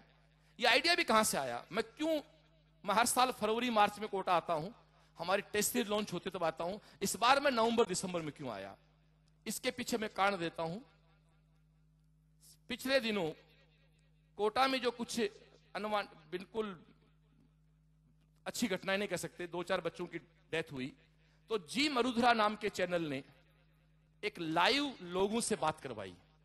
एक टेलीफोनिक बात जो चलती है, गार्जियंस को बताना चाहूंगा मैं, बच्चों को भी, कि जी मुझे नहीं पता, मुझे उसके बाद पता लगा जब मेरे पास उसका व्हाट्सएप आया, यूट्यूब मेरे पास उसके व्हाट्सएप पे आया। तो जी मरुधरा ने यहां के लोगों से, यहां के बच्चों से कुछ फोन पे इंटरव्यू लिए, कुछ और बच्चों, तो एक कोई लड़का जो मेडिकल कॉलेज अजमेर में पढ़ रहा है, उसने उसको कहा, जो मैं कुछ देर बाद आपको दिखाऊंगा भी, उसने कहा सर हम ये नहीं कहते कौन अच्छा कौन बुरा है, लेकिन एक संस्था सीकर में चलती है जिसका नाम CLC है, वो भी 20 साल चल रही है, और हर साल राजस्थान PMT में जहां 1000 सीट है उसमें वो 180, 190, इस बार हमने 200 कुछ बच्चा भेजा मेडिकल में, वहां से बच्चे आते हैं। वहां इस तरह की कोई घटना, मैं ईश्वर को हाथ जोड़ते क्षमा करते हुए कह रहा हूं, नजर लगे, इस तरह की कोई घटना नहीं हुई। इसके पीछे केवल एक कारण है कि वहां का डायरेक्टर, वहां का निदेशक बच्चों के साथ बहुत प्यार से औलाद की तरह बिहेव करता है, और इसका एकमात्र कारण है। बाकी बच्चे वहां भी वैसे ही हैं, बच्चे यहां भी ऐसे हैं। यहां भी यदि इस तरह का थोड़ा सा वातावरण बना दिया जाए, थोड़ा सा कुछ कर दिया जाए, तो शायद माहौल थोड़ा सा पॉजिटिव और हो सकता है। तो मुझे लगा कि जब एक बच्चा पढ़ने वाला मेडिकल कॉलेज में ये कह सकता है, तो मुझे नवंबर में आके आपसे बात करनी चाहिए।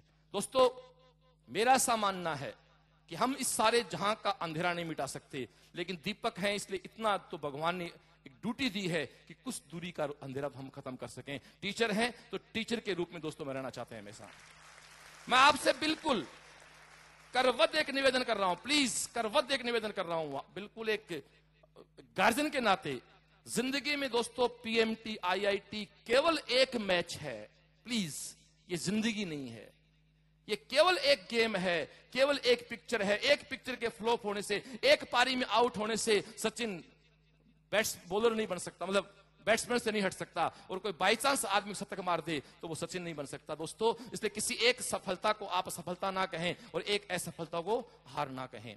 तो डियर, एक दिन आप कैसे जिए, एज ए टीचर एक बात करने जा रहा हूं, उसके बाद अगली बात पे आऊंगा। मेरी बात हमेशा स्टार्ट करता हूं, if you want to rise you rise before sunrise. जो बात कहीं ना कहीं आज आपको कम जमती है, if you want to rise you rise before sunrise. लेकिन जैसे आज की पीढ़ी से कहो कि साहब सुबह जल्दी उठो, वो कहता साहब ये फैशन खत्म हो गया आजकल। लेकिन दोस्तों जो लोग इस समाज पर राज करते हैं, आप किसी भी सफल व्यक्ति की जीवनी पढ़ लो, वो सारे उठते हैं 5-5:30 बजे। मैं एक एग्जांपल देता हूं, मैं जिसका व्यक्तिगत प्रशंसक हूं, अमिताभ की बात कर लेता हूं। अमिताभ इस उम्र में भी दोस्तों 5 बजे उठ के सुबह 1.5 घंटे जिम जाता। क्यों भाई? उसके पास सब कुछ है। तुम और हम तो जो शायद कमाने की सोचते हैं, नाम शोहरत पैसा, उस अपन तो शायद सोच नहीं सकते उतना उसके पास है, फिर भी वो बंदा 1.5 घंटे अपने आप को देता है। दोस्तों फिर वो साइंस के लोगों कीड़ा है, खत्म करूंगा इसको। मैं आपको कहूंगा कि तेरे को सुबह जल्दी उठना है तो तू कहे इट्स ओल्ड फैशन, तू कहेगा मैं तो रात को 2:30 तक पढ़ सकता हूं, मैं सुबह जल्दी क्यों उठूं? आप 2:30-3 तक पढ़े, मैं मना नहीं करता। मेरा डायलॉग है दोस्तों किसने कहा कि आसमां मत छुओ? किसने कहा कि आसमां मत छुओ? बट ये कौन कह रहा है कि जमीन छोड़ दे भाई? जो लोग आसमां छूने की बात जमीन छोड़ के करते हैं, वो जब गिरते हैं तो दोस्तों कहीं के नहीं रहते हैं। जमीन में जब तक जड़े हैं, पेड़ तब तक ही ऊपर जाएगा भाई। आप चाहे कितने उड़ लें। आप एक बात कहता हूं, आप यहां अलग अलग गांवों से, कस्बों से लोग आए बैठे हैं। गार्जियन से कहना चाहता हूं, कई बार हमारे कुछ लोग बहुत बड़े बन जाते हैं, हमारे बहुत बड़े बन जाते हैं कुछ लोग, लेकिन उनकी जो डेथ होती है ना, तो उनका अंतिम संस्कार जो होता है वो उनके पैतृक गांव में होता है। तो मैं अक्सर कहता हूं, कितना उड़ ले, आना उसी मिट्टी में पड़ेगा जिस मिट्टी से अपन गए हैं। जिंदगी में कितनी उड़ान भरो दोस्तों, अपने जड़ों को मत भूलो। इस जड़ों की बात पे एक बात कर देता हूं, जो अपने जड़ को पहचान गया वो कभी हार सकता ही नहीं। किस्सा कहता हूं लो आपको। एक माँ और बेटे थे। एक बूढ़ी अम्मा, विधवा महिला थी, उसके एक बेटा था 10-12 साल का, बहुत ही सिंसियर बच्चा। माँ ने एक बगीचा लगाया गुलाब के फूलों का। अपन गुलाब की बात करेंगे ना, कि डायलॉग है कि दोस्तों धंधा करना तो गुलाब के फूलों करो, कि दोस्तों प्रॉफिट होना हो हाथों खुशबू तो रह जाएगी ना। तो एग्जाम्पल तो ठीक था देना इसी बात। तो प्लीज, तो गुलाब का एक बगीचा एक उस विधवा महिला ने, उस मां ने लगाया। अच्छा सा बगीचा हो गया। एक बार वो महिला बीमार हो गई। महिला बीमार होगी तो वो उसके बच्चे ने वैद्य को दिखाया, डॉक्टर को दिखाया। महिला का अपने बगीचे में जाना कुछ कम हो गया। तो वैद्य ने कहा, साहब इसको बीमारी तो कम है, महिला मां को बीमारी कम है और इसको कोई चिंता ज्यादा है। तो क्या चिंता है? तो उस बेटे ने, उस महिला ने कहा, साहब मेरा बगीचा है, वो बगीचा मैंने बहुत मेहनत से लगाया है और वो मैं नहीं जाऊंगी, जल जाएगा। मेरा बेटा भी छोटा है, वो उसकी केयर कर नहीं सकता। उस बच्चा बड़ा उसका, नहीं मां तू चिंता मत कर, बगीचा मैं संभाल लूंगा। तो मां कुछ रिकवर होना स्टार्ट हुई, लेकिन रिकवर होने 10 दिन लगे। 10 दिन बाद जब मां बगीचे में जाती है तो देखती है कि पूरा बगीचा जल गया। जबकि उन 10 दिन में, मैं जो कह रहा था ना कि कुछ बच्चे 90% वाले हैं, 3 साल ड्रॉप कर लेते हैं, सिंसियरली तैयारी करते हैं, फिर भी सिलेक्ट नहीं होते हैं, उनकी समस्या ये है। मैं उस मुद्दे पे आया हूं दोस्तों। तो वो लड़का सुबह बाकायदा 7 बजे बगीचे में जाता, वहां रहता 12 बजे तक, फिर लंच के लिए आता, फिर जाता, फिर देर रात आता, और वो घर से पूरा टाइम दिया। और बच्चा ईमानदार था। कोचिंग के नाम पे कोचिंग ही गया, मॉल भी नहीं गया। बगीचे के नाम पे गया तो बगीचे में ही गया। लेकिन 10 दिन बाद जब वो जाती है, महिला देखती है उसका पूरा बगीचा जला हुआ है। प्लीज, मैं उन बच्चों से बात कर रहा हूं कि पढ़ने के बावजूद जिनके नंबर नहीं आते हैं, वो गलती क्या करते हैं। देखो भाई, आपके टेस्ट में नंबर नहीं आ रहे हैं तो अपने आप से पूछ, क्या तुम मेहनत कर रहा है? अंदर से आवाज आए, मैं मेहनत कर रहा हूं। फिर नंबर नहीं आते हैं तो सबसे पहले जो काम कर रहा है वो काम करना बंद कर दे। भाई एक बात तो मेरे को, आप मेहनत कर रहे हो, उसके बाद मार्क्स नहीं आ रहे, तो इसका मतलब वो चाबी तो उस ताले की नहीं है। आपके पास 4 चाबियां हैं, एक चाबी लगाओ ताले के, नहीं खुलता है, तो अब जोर करके आप पसीना बहालोगे, ताला तोड़ भले दो, चाबी तोड़, तो अब क्या, चाबी चेंज, अरे ये नहीं है दूसरी लगा, ये नहीं है तीसरी लगा, चौथी, ये लगी, ठीक है भाई चाबी लग गई। मूर्ख क्या करेगा? पहली से लगा रहेगा। अकलमंद क्या करेगा? चाबी पता है 4 में एक चाबी है, वो अपने सही चाबी लगाएगा, वो खोल देगा। दोस्तों वही बात पढ़ाई के साथ है। यदि पढ़ाई करने के बावजूद भी आपके मार्क्स नहीं आते हैं तो सबसे पहले आप पढ़ाई बंद कर दो। क्योंकि मेरा डायलॉग है कि जो तुम आज तक करते आए हो वही करते रहोगे तो वही मिलेगा जो आज तक मिलता रहा है। तेरे जो यहां टेस्ट में रैंक आ रही है, आपकी कोचिंग का मुझे पता नहीं भैया, मैं तो दावे से कह सकता हूं कि मेरे यहां तो टेस्ट में जो मार्क्स आते हैं लगभग वही एग्जाम में मार्क्स आते हैं। 1-2% का हो सकता है वेरिएशन, हाँ 70 वाले के 65 हो सकते हैं, पर 70 वाले के 80 कभी नहीं होते हैं। कि टेस्ट 70 है वहां 80, हाँ एग्जाम का भैया, एग्जाम हॉल का प्रेशर है, कुछ घट सकते हैं। ये मैंने विदासरे लोग मुझे दिखाई दे रहे हैं, मेरी बच्ची मेडिकल कॉलेज में है, मुझे आज भी याद है, भूल गई होगी, इसने एक टेस्ट को टॉप किया था और एक मेडल दिया गया था इसको। मुझे आज भी याद है कि जो हमारे स्टाफ की निगाहों में कि सिलेक्शन रेंज में नहीं थी, और आज इसको यहां देख के मुझे बहुत खुशी होती है कि हमारी बच्ची किसी एक छोटे से मोटिवेशन से सिलेक्ट होगी मेडिकल कॉलेज में। दोस्तों प्लीज अपना प्रोसेस बदलें। एक और डायलॉग पे मेरा कि परिस्थितियों में आप अपनी मंजिल ना बदलें, मंजिल पे जाने के रास्ते बदले। वो कहते हैं ना कि मेरे काम करने के तरीके बदले हैं मैंने मेरे इरादे नहीं बदले। इरादा एक ही है, सफल होना है। मैं IIT PMT नहीं बोल रहा हूं, बार बार कह रहा हूं, मैं सफलता की बात कर रहा हूं। IIT PMT तो आप में से सबका चाह के भी नहीं हो सकता, क्योंकि इतनी भारत में सीट ही नहीं है। आप सारे के सारे पूरा जोर लगा दो, फिर फाटक कहीं ना कहीं तो बंद होना है। तो दोस्तों, तो वो लड़का रोज अपने बगीचे में जाता। जब 12 दिन 10 दिन बाद मां जब गई तो बच्चा जला बगीचा देखा, तो बच्चा घुटनों के ऊपर बैठ के कहा, मां मेरी कहीं गलती नहीं है, मैंने पूरी ईमानदारी से काम किया है, पता नहीं मुझे क्या हुआ, बगीचा क्यों जल गया। मां को यकीन था अपने बच्चे पे, हर मां को होता है। आपका सिलेक्शन नहीं होगा, जब आप घर में रिजल्ट आएगा, आपकी मम्मी एक ही कोई बात नहीं, कोई सिलेक्शन नहीं बना, कोई दिक्कत नहीं, अपने पास बहुत से काम है। मैं दावे से कहता दोस्तों, एक मजदूर पिता भी कहता है कि बेटा कोई बात सिलेक्शन नहीं हुआ, अभी मैं बैठा हूं ना, अपने और काम कर लेंगे, अपनी खेती कर लेंगे, दुकान कर लेंगे, शोरूम कर, जो भी। कभी पिता नहीं कहता नालायक। हाँ, एक बात ध्यान सुनो दोस्तों, अपने टीचर और अपने पेरेंट्स की एक बात को कभी मत दिल से लेना।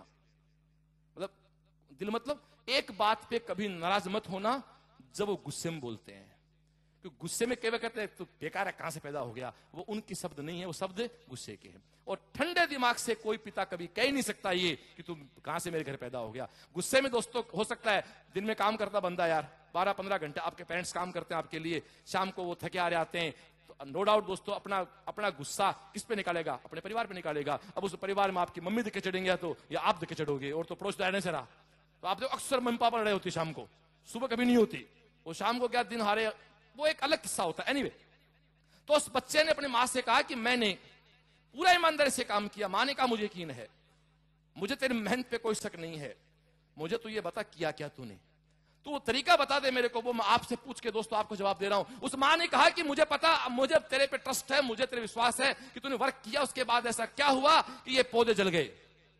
उस लड़के ने कहा, मां मैंने हर पत्ती को पानी दिया, गुलाब का पौधा जानते हो पत्ती होती है, मैंने हर पत्ती को पानी दिया, हर डाली पर खाद डाली, हर डाली को मैंने गले से ऐसे लगाया जैसे छोटे बहन भाई गले लगाते हैं या कोई हमारा गार्जियन गले लगाता है। एक एक पत्ती से मैंने मिट्टी झड़काई, एक एक फूल पे मैंने मिट्टी झड़काई। मां ने कहा क्या तूने इसकी जड़ों में पानी दिया? बच्चे ने कहा मां वो तो मुझे दिखाई दी नहीं, जो दिखाई नहीं दी उसको पानी देता कहां से? दोस्तों पेड़ इसलिए जड़ गया कि ऊपरी प्यार कोई काम का नहीं है जब तक आपकी जड़ें मजबूत नहीं है, और जड़ आप खुद हैं, जड़ आपका परिवार है, बाकी सब कुछ पत्तियां हैं। दोस्तों सारी पत्तियां टूट जाती हैं। एक बात बहुत ध्यान सुनना दोस्तों, जिंदगी में काम आएगी। पेड़ को पूरे को काट दो, पेड़ फिर खड़ा हो सकता है, जड़ें आधी काट दो, कुछ दिनों बाद पेड़ खत्म हो जाता है। इसलिए आपका परिवार आपकी जड़ है, आपका कैरेक्टर आपकी जड़ है, आपकी क्वालिटी आपकी जड़ है। बाकी आप और हम, ये कोचिंग और हम सब लोग तो दोस्तों वो पत्ते शाखाएं हैं जो कभी अच्छे होते हैं, कभी खराब हो सकते हैं। कोई ढंग के टीचर मिल गया, कभी ढंग का टीचर नहीं मिला, कोई ढंग का दोस्त मिल गया, कभी नहीं मिला, कोई फर्क नहीं पड़ता उससे। इसलिए प्लीज अपने ग्रास रूट को आप अपने आप की वैल्यू समझें, ट्रस्ट करें, सपने बड़े देखें, और सबसे बड़ी चीज एक दिन को जीना सीखें। तो वापस पॉइंट पे आता हूं दोस्तों कि सुबह जल्दी उठें। अब जल्दी उठने की बात पे फिर क्वेश्चन खड़ा होता है, साहब मैं तो देर रात सोऊंगा, क्या है जल्दी उठने से? तो मैं फिर एग्जांपल दे रहा हूं, और इस भरी मीटिंग में दावे से कह सकता हूं कि जो मेरा एग्जांपल जो मैं देने जा रहा हूं, यदि वो गलत हो तो दोस्तों ये मेरी जिंदगी की आखिरी सेमिनार कर दूंगा मैं। If you want to rise, you rise before sunrise. सूर्य उदय से पहले आपको उठना पड़ेगा। क्या होता सुनो, आपने देखा हिंदुस्तान में केवल एक त्योहार है जो फिक्स तारीख पे आता है, जो हिंदू संस्कृति का त्योहार है, अंग्रेजी त्योहार नहीं है, मकर संक्रांति। हमेशा 14 फरवरी नहीं,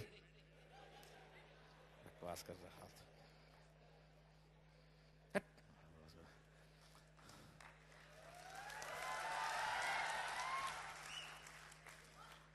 यहां जितने लोग बैठे, मेरा दावा है किसी ने इस बात के नोट्स नहीं बनाए कि 14 फरवरी कौन सा दिन है, बट सबको याद है। लेकिन ये याद रखना पड़ता है कि भारत आजाद कब हुआ, वो याद रखना पड़ता है, उसका नोट्स है, किताब है बाकायदा। दोस्तों पॉइंट पे आते हैं। मकर संक्रांति हमारे शेखावाटी में बहुत फेमस है, पतंग उड़ाते हैं लोग उस दिन। जयपुर और शेखावाटी फेमस मकर संक्रांति होती है। मकर संक्रांति आपको पता फिक्स डेट पे क्यों आती है, पता है किसी को? जबकि वो हिंदू संस्कृति त्योहार है, जब तिथि विधि चेंज होती रहती हैं। वो जो है मकर संक्रांति है, वो सूर्य के अकॉर्डिंग आती है, और चंद्रमा की चाल घटती बढ़ती रहती है। चंद्रमा 27 दिन का उसका डिस्टर्बेंस सर्कल है, सूर्य का सर्कल उसका रेवोल्यूशन फिक्स है, वो सूर्य से उत्तरायण जो बोलते हैं उसके अकॉर्डिंग चलता है, इसलिए वो डेट फिक्स होती है। इसका मतलब खेल किसका है? सूर्य का। एक बताओ, आपके घर में आपके पंगा कर ले कोई पिताजी से, फिर आपके घर में आराम से रह सकता है क्या? सवाल ही नहीं है। हेड ऑफ फैमिली से पंगा कर लो, आप भूल जाओ ज्योतिषी को और अध्यात्म भूल जाओ, हेड ऑफ फैमिली जो होती है उससे पंगा कर लो, मैं तेरे घर में तेरे पापा को बुरा भला कहूं, तू मेरे साथ कोई ढंगा भी हो तो नहीं करेगा, तू चाहे कितना सभ्य क्यों ना, तू कह दे भाई घर से बाहर निकल, मेरे फादर इंसल्ट कर दिया आपने, मैं बर्दाश्त नहीं कर सकता, चाहे मैं आप कितना से दोस्त हूं। कई बार एक्सीडेंट होता है तो अपन क्या पूछते हैं? अरे अभी सर में चोट तो नहीं लगी है ना इसके? पूछते हैं ना? कोई नहीं पूछता टांग टूटी हाथ टूटी, क्यों? टांग जुड़ सकती है, हाथ जुड़ सकता है, बिना टांग जी सकता है, बिना हाथ जी सकता है, बिना सर के, क्योंकि सारा कंट्रोल यहां से है, हेड ऑफ बॉडी। तो आप जब टॉपिक पढ़ते हो गुरुत्वाकर्षण का, उसके दो पार्ट हैं, एक तो लॉ ऑफ ग्रेविटेशन है, एक दोस्तों केपलर का नियम है, जहां सबको पता है सन बीच में है, उसके चारों ओर सारे स्टार्स चक्कर लगाते हैं। ये हमारा ज्योतिष भी कहता है और ये साइंस भी कहती है। सबसे नजदीक कौन है, सबसे बड़ा कौन है, सबसे तो पीएमटी केवल आ चुका भैया। तो दोस्तों सन सूर्य है, वो इस ब्रह्मांड का हेड ऑफ फैमिली है, इसके साथ पंगा नहीं कर सकते आप। इसके साथ पंगा करो तो क्या होता है, एग्जाम्पल दे रहा हूं, और यहां कुछ लोग मुझे उम्रदराज दिखाई दे रहे हैं 40+, वो मेरी बात का समर्थन भी करेंगे, हो सकता आप घटना ना घटी हो। दोस्तों सूर्य के साथ नहीं चलने से क्या होता है, और मेरा दावा है इस दुनिया का कोई भी सफल व्यक्ति हो ही नहीं सकता जो लेट 11 बजे उठे, वो पैसा कमा सकता है। दोस्तों मैं सफलता की बात कर रहा हूं यहाँ। हेलो मिस्टर, पैसा एक अलग कॉन्सेप्ट है, सफलता अलग कॉन्सेप्ट है। सचिन तेंदुलकर के पास क्या होगा? मुश्किल से प्रॉपर्टी होगी 2-3 हजार करोड़ की, कितनी होगी? 2-3 हजार करोड़ की प्रॉपर्टी तेरे कोटा कईयों के पास मिल जाएगी। जो प्रॉपर्टी कोटा में कोचिंग वालों के पास है, तो राजेश माहेश्वरी हो चाहे कोई से भी हो, उनसे ज्यादा पैसा बहुत लोगों के पास और भी है यहाँ, लेकिन उनको कोई जानता नहीं है राष्ट्र इंडिया में, उनको सब लोग जानते हैं, कारण आप एक अलग से सिस्टम से काम कर रहे हैं। दोस्तों पैसा सक्सेस का पैमाना नहीं है, यूथ आप इसको दिमाग से निकालो। ये बहुत बड़ा एक मिस कॉन्सेप्ट आपके लिए कि आप फाइनेंस को सक्सेस मानते हैं। यदि ऐसा होता तो मुझे एक बताओ, तो फिर कलाम साहब जिस दिन इस दुनिया को छोड़ के गए थे, देश क्यों रोया भाई? उनके पास कुछ नहीं था यारो, 2 पैंट 2 शर्ट 1 बक्सा। जो बंदा एक अटैची लेके राष्ट्रपति भवन गया और एक अटैची से वापस आ गया, वो जब खुली जुल्फ वाला जिस दिन गया था ना, ये देश रोया था मेरे यारो। इसलिए पैसा सफलता का प्रमाण पत्र नहीं है, कतई नहीं हो सकता सफलता का प्रमाण पत्र। ये आपकी सोच है जो 10 साल बाद मेरी गारंटी चेंज। अरे जिस देश में जहां हिंदू मुसलमान के नाम पे हम पता नहीं क्या क्या किस तरह कमेंट्स देते लड़ते रहते हैं, आधे बच्चों को नहीं पता यूथ को कि कलाम साहब मुसलमान थे क्या, साउथ इंडियन थे क्या, क्या थे, पता ही नहीं है। कलाम था, कलाम का कोई वो आदमी धर्म से ऊपर आ गया। मैं धर्म मतलब एक सिस्टम से ऊपर आ गया, किसके कारण? केवल अपनी ईमानदारी से। ओके डियर, तो आपको यदि सूर्य के साथ नहीं चलोगे तो नुकसान क्या होता है? एग्जांपल देता हूं कि आप सपोज को यहां जो मेरे साथी बैठे हैं, जो मेरे उम्र के लोग बैठे हैं, दोस्तों यदि मैं गलत हूं तो प्लीज खड़े होकर बोल देना, ताकि मैं भी लोगों का टाइम वेस्ट करना बंद कर दूं। टाइम वेस्ट कर रहा हूं तो, और नहीं तो मैं आप कहें कि साहब आप सही बोल रहे हैं, इस तरह की बात आप कहते रहे बच्चों को। कई बार हम गाड़ी में बैठ के दूसरे गांव शहर कस्बे जाते हैं, खुद की कार में, बस में, ट्रेन में, बहुत से लोग गए होंगे। और हम लोग क्या, कई होते हैं कई बार बैठते नींद आ गई मस्त वाली, सो गए, अपने घर से चले वहां सोए, और अगले घर आए तो उठाए, उठ रहे भाई उठ, मंजिल आ गई, उठे, आंख आ गए भाई। अब दोस्तों हम जब सफर कर रहे थे तो कहीं चौराहे आया, कहीं तिराहे आया, गाड़ी घूमती गई। लेकिन हम जब सोए, उस समय हम सोए थे तो हम जागृत थे, उस समय माना कि सूर्य पूर्व में था, तो आपके दिमाग का क्या कहता है नक्शा कि पूर्व इधर है। अब दोस्तों चौराहे पे कहीं गाड़ी घूम गई तो शरीर तो घूम गया लेकिन दिमाग नहीं घूमा, और आप रात को पहुंचे, मान लो कि यहां से आप दूसरे, और ये सबसे बड़ा पंगा होता स्वयं माधोपुर में।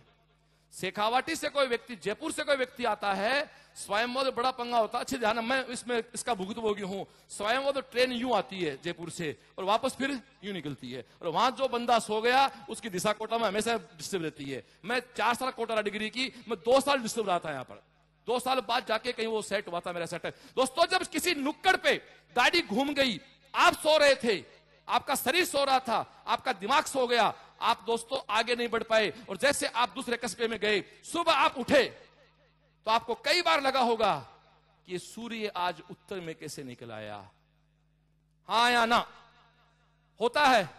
तो क्या आप उत्तर दक्षिण भूल गए? क्या सूर्य उत्तर से निकल गया? ना आप नॉर्थ साउथ ईस्ट वेस्ट भूले, ना सूर्य ने अपनी जगह डिस्टर्ब की। जब तू सोया तो सूर्य ने कहा, अच्छा बेटा मेरे दुनिया में रह के सो रहा है, ले मैं तेरी उत्तर को आज पूर्व कर दूं, पूर्व को तेरी उत्तर कर दूं। मेरी गारंटी है दोस्तों, उसके साथ छेड़छाड़ करोगे तो ये उत्तर पूर्व पूरी जिंदगी में गैंड चक्री बने घूमते रहोगे। इसलिए सूर्य उदय से पहले आपको उठना पड़ेगा 100%। और आप नहीं उठते हो तो मेरा दावा है दोस्तों, उठ के आप मेरे कहने से 5 दिन कर लो, आप ज्यादा फ्रेश रहोगे। आप सुबह टाइम पे उठे। कोचिंग अक्सर बच्चों की मॉर्निंग शिफ्ट में होती है, इवनिंग। एक दिन आपको जीना सिखा देता हूं। आप उठेंगे, उठ के मुझे नहीं पता आप क्या करते होंगे। आप नास्तिक हो सकते हैं, आप घमंडी हो सकते हैं, आप भगवान से बड़े हो सकते हैं, पर अपने माँ बाप से बड़े नहीं हो सकते। उनको परिणाम करने में कोई बुराई नहीं है।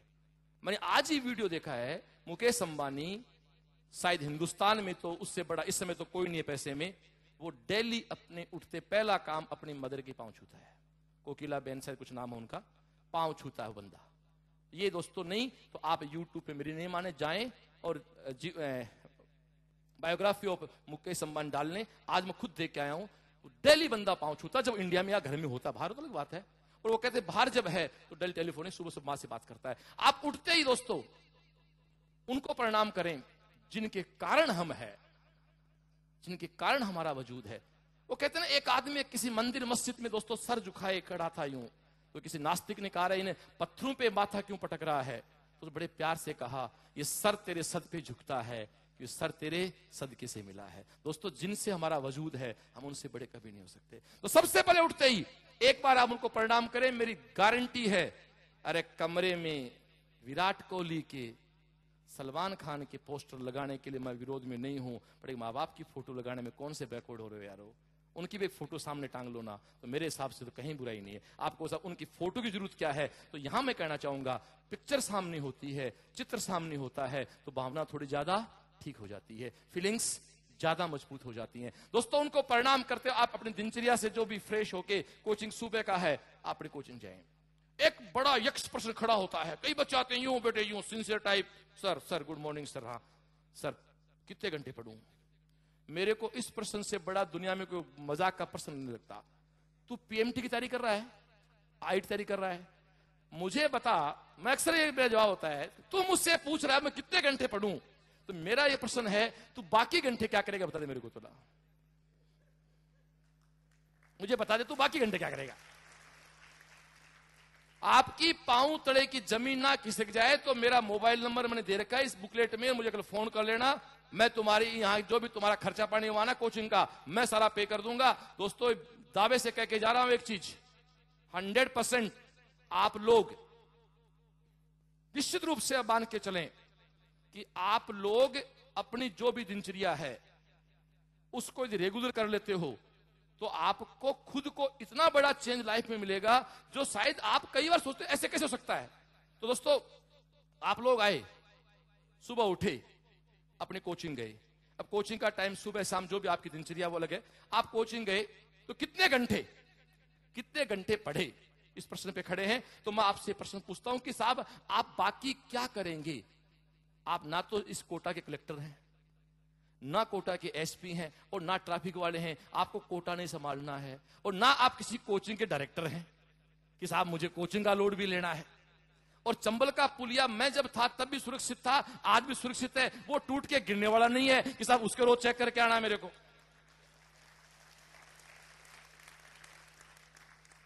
हमारे सीकर में एक पुलिया बन गया, कई लड़के रोज पुलिया देख के आते हैं, इसीलिए क्योंकि पुलिया गिर गया तो शहर का क्या होगा। चाहे घर में गांव में बापू की छान गिर जाए, शहर का पुलिया नहीं गिरना चाहिए। देशभक्ति है ना, देशभक्ति बहुत जरूरी है। कई लड़के कहते हैं साहब परिवार की बात क्या कर रहे हो, मम्मी पापा की क्या बात करनी है, पापा जी के पैसे उड़ाए लेकिन बाकी सबका ध्यान रखना पड़ता है। ये चाय की दुकानें कैसे चलेंगी, ये साइबर कैफे कैसे चलेंगे, इनका ध्यान नहीं रखेंगे तो इनका क्या होगा, बापू का बैंड बजे बजने तो क्या फर्क पड़ता है, इन सबके ध्यान रखना हमारे बहुत जरूरी है।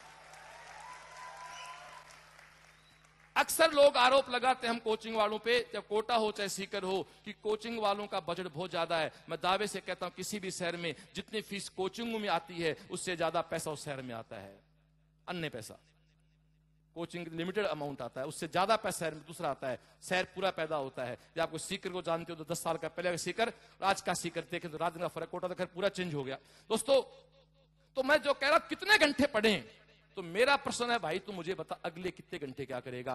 दोस्तों एक बहुत बड़ा जोक और है, कुछ लोग टेबल चेयर पे या किताब के साथ बैठे हैं उसको पढ़ना कहते हैं। मैं नई बात कह रहा हूं, लोग किताब सामने खुली है उसको स्टडी आवर कहते हैं, हम कहते हैं किताब बंद होने के बाद तू किताब के कितना साथ है वो स्टडी आवर है। पिता सामने है, दोस्तों एक गहरी बात कह रहा हूं, पिता सामने है और संस्कार से बैठे हो, ये आपका कैरेक्टर अच्छे बुरे का प्रमाण नहीं है। पिता घर में नहीं है और फिर भी आप शांति से काम कर रहे हो, इसका मतलब आपका अच्छा कैरेक्टर है। अच्छा कैरेक्टर मतलब आप अच्छे बच्चे हो। किताब खुली है तो पढ़ रहे हो, ये पढ़ाई नहीं है। पढ़ाई वो है किताब बंद करने के बाद भी तुम किताब के साथ कितनी देर हो। दोस्तों एक बहुत सिंपल सा किस्सा है, तो हो सकता है गलत तो नहीं कह, एक लैला नाम सुन, लैला मजनू नाम सुना आप लोगों ने? हाँ, ये सब आपके डेट अपडेट है, बिल्कुल थैंक यू। मेरी उम्मीद पे आप खरे उतरे, मुझे लगा नॉलेज कम हो तो मुझे बताना पड़ता, कुछ चीजें नहीं बतानी पड़ती, आप बिल्कुल एक लाइन से यो समझ आते बिल्कुल सट। तो लोग कहते हैं मजनू जो था वो लैला लैला करता कहीं टिल्लू में घूम रहा था, इराक का था तो वहां टिल्ले टिल्ले है। वहां एक फकीर, अच्छा उच्च कोटि का फकीर जो अपने आप को कहता था, बात बहुत मजाक के मूड में बहुत गहरी सी बात है, एक उच्च कोटि का फकीर वहां नमाज पढ़ रहा था। गलत की बात करूं तो वहां नवाज और फकीर, तो वो मजनू अपना कहीं जा रहा था और वो मजनू उस फकीर टकरा गया फकीर से वो चला गया, तो पीछे से फकीर ने उसको थोड़ा सा यूं गुस्सा किया, ए बेवकूफ तूने मेरी खुदा की इबादत में बाधा पहुंचा दी। शायद मैं उर्दू का सही काम ले रहा हूं कि तूने खुदा की इबादत मेरी बाधा पहुंचा दी, दुष्ट है तूने ये है वो है। मजनू पीछे क्या हुआ, बोले तू टकरा गया मेरे से। उसने कहा मुझे नहीं पता। बात समझ रहे हो, वो अपने उस लैला जो भी था उसके प्यार में अपना उसको घूमने खोजने जा रहा था, वो खुदा की नमाज पढ़ रहा है, वो उससे टकराता है, वो आगे निकल जाता है, फकीर खड़ा होता है, इबादत भूल गया, खुदा को भूल गया और इसको कहता नालायक है, दुष्ट है। वो कहता हो क्या गया, ये कह रहा टकरा गया, ये कह रहा पता ही नहीं। फकीर ने पांव पढ़ लिए कि दोस्त सही प्यार तो तेरे वाला है। प्यार ये है तभी दोस्तों पता नहीं किस देश के लोग थे और आज भी हमारे देश में आप पीडीपी नाम लगभग करीब लोग कहते रहते हैं, आप थोड़ा बहुत गड़बड़ काम करते हो तो काम जो भी करो वो इतनी शिद्दत से करो कि वो श्रेष्ठ हो।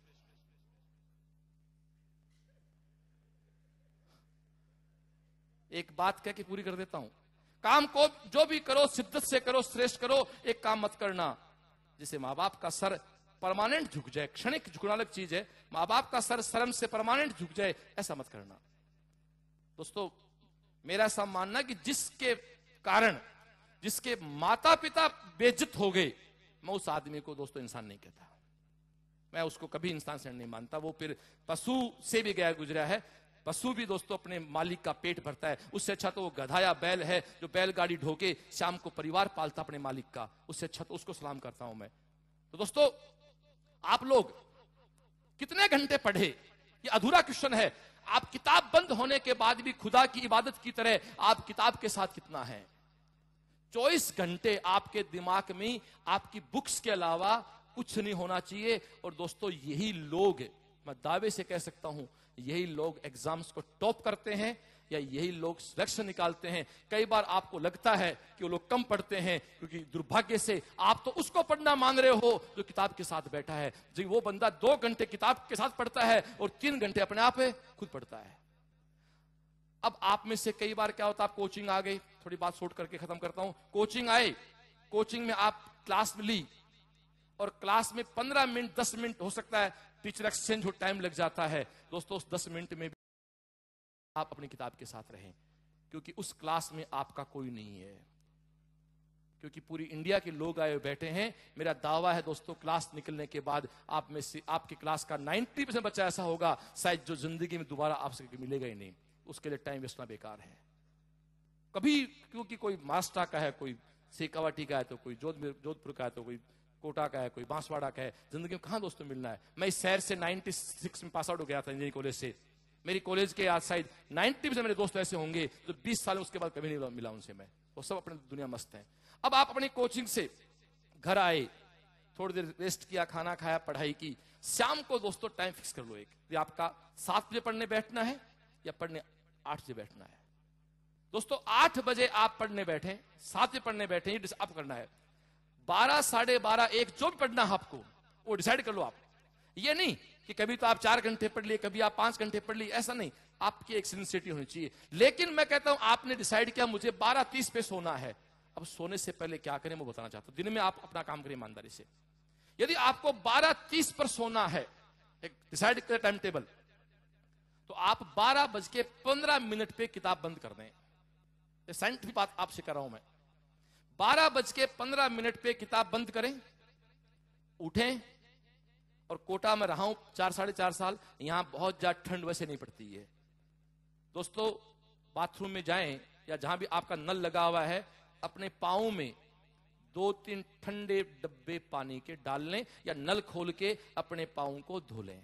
अब आपको सब इससे क्या होना है, हमें कौन सी आरती करनी है, हमें कौन नमाज पढ़नी है।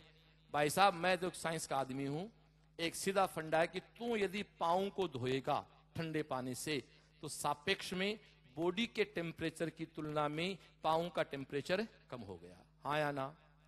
और heat flow high temperature to low temperature. पूरी तेरी बॉडी में, एक बात सुन ध्यान से, जितना मल मूत्र और पसीना हमारे शरीर के लिए अनवांटेड है, जो बाहर निकलना बहुत जरूरी है, वैसे ही हम जब पढ़ते हैं तो हम एक वर्क करते हैं, मेंटली वर्क करते हैं, तो वहां एक बॉडी में अनवांटेड हीट पैदा होती है। बहुत अलग बात कह रहा हूं मैं, गार्जियंस मेरी बात को ज्यादा पकड़ने की कोशिश करें। आप जब पढ़ते हैं 3 से 4 घंटे, अनवांटेड अवांछित ऊर्जा एक शरीर में पैदा होती है। उस ऊर्जा के साथ आप सो गए तो निश्चित रूप से मैं कह सकता हूं ना अच्छी नींद आएगी और ना सुबह फ्रेश होकर उठ पाएंगे। यदि आपने पांव को धो लिया दोस्तों, बिल्कुल मेरा प्रैक्टिकल फंडा खुद का, जिसको मैं और मेरे पता कितने से बच्चे अप्लाई करते हैं, आप आराम से कूल होकर सोएंगे।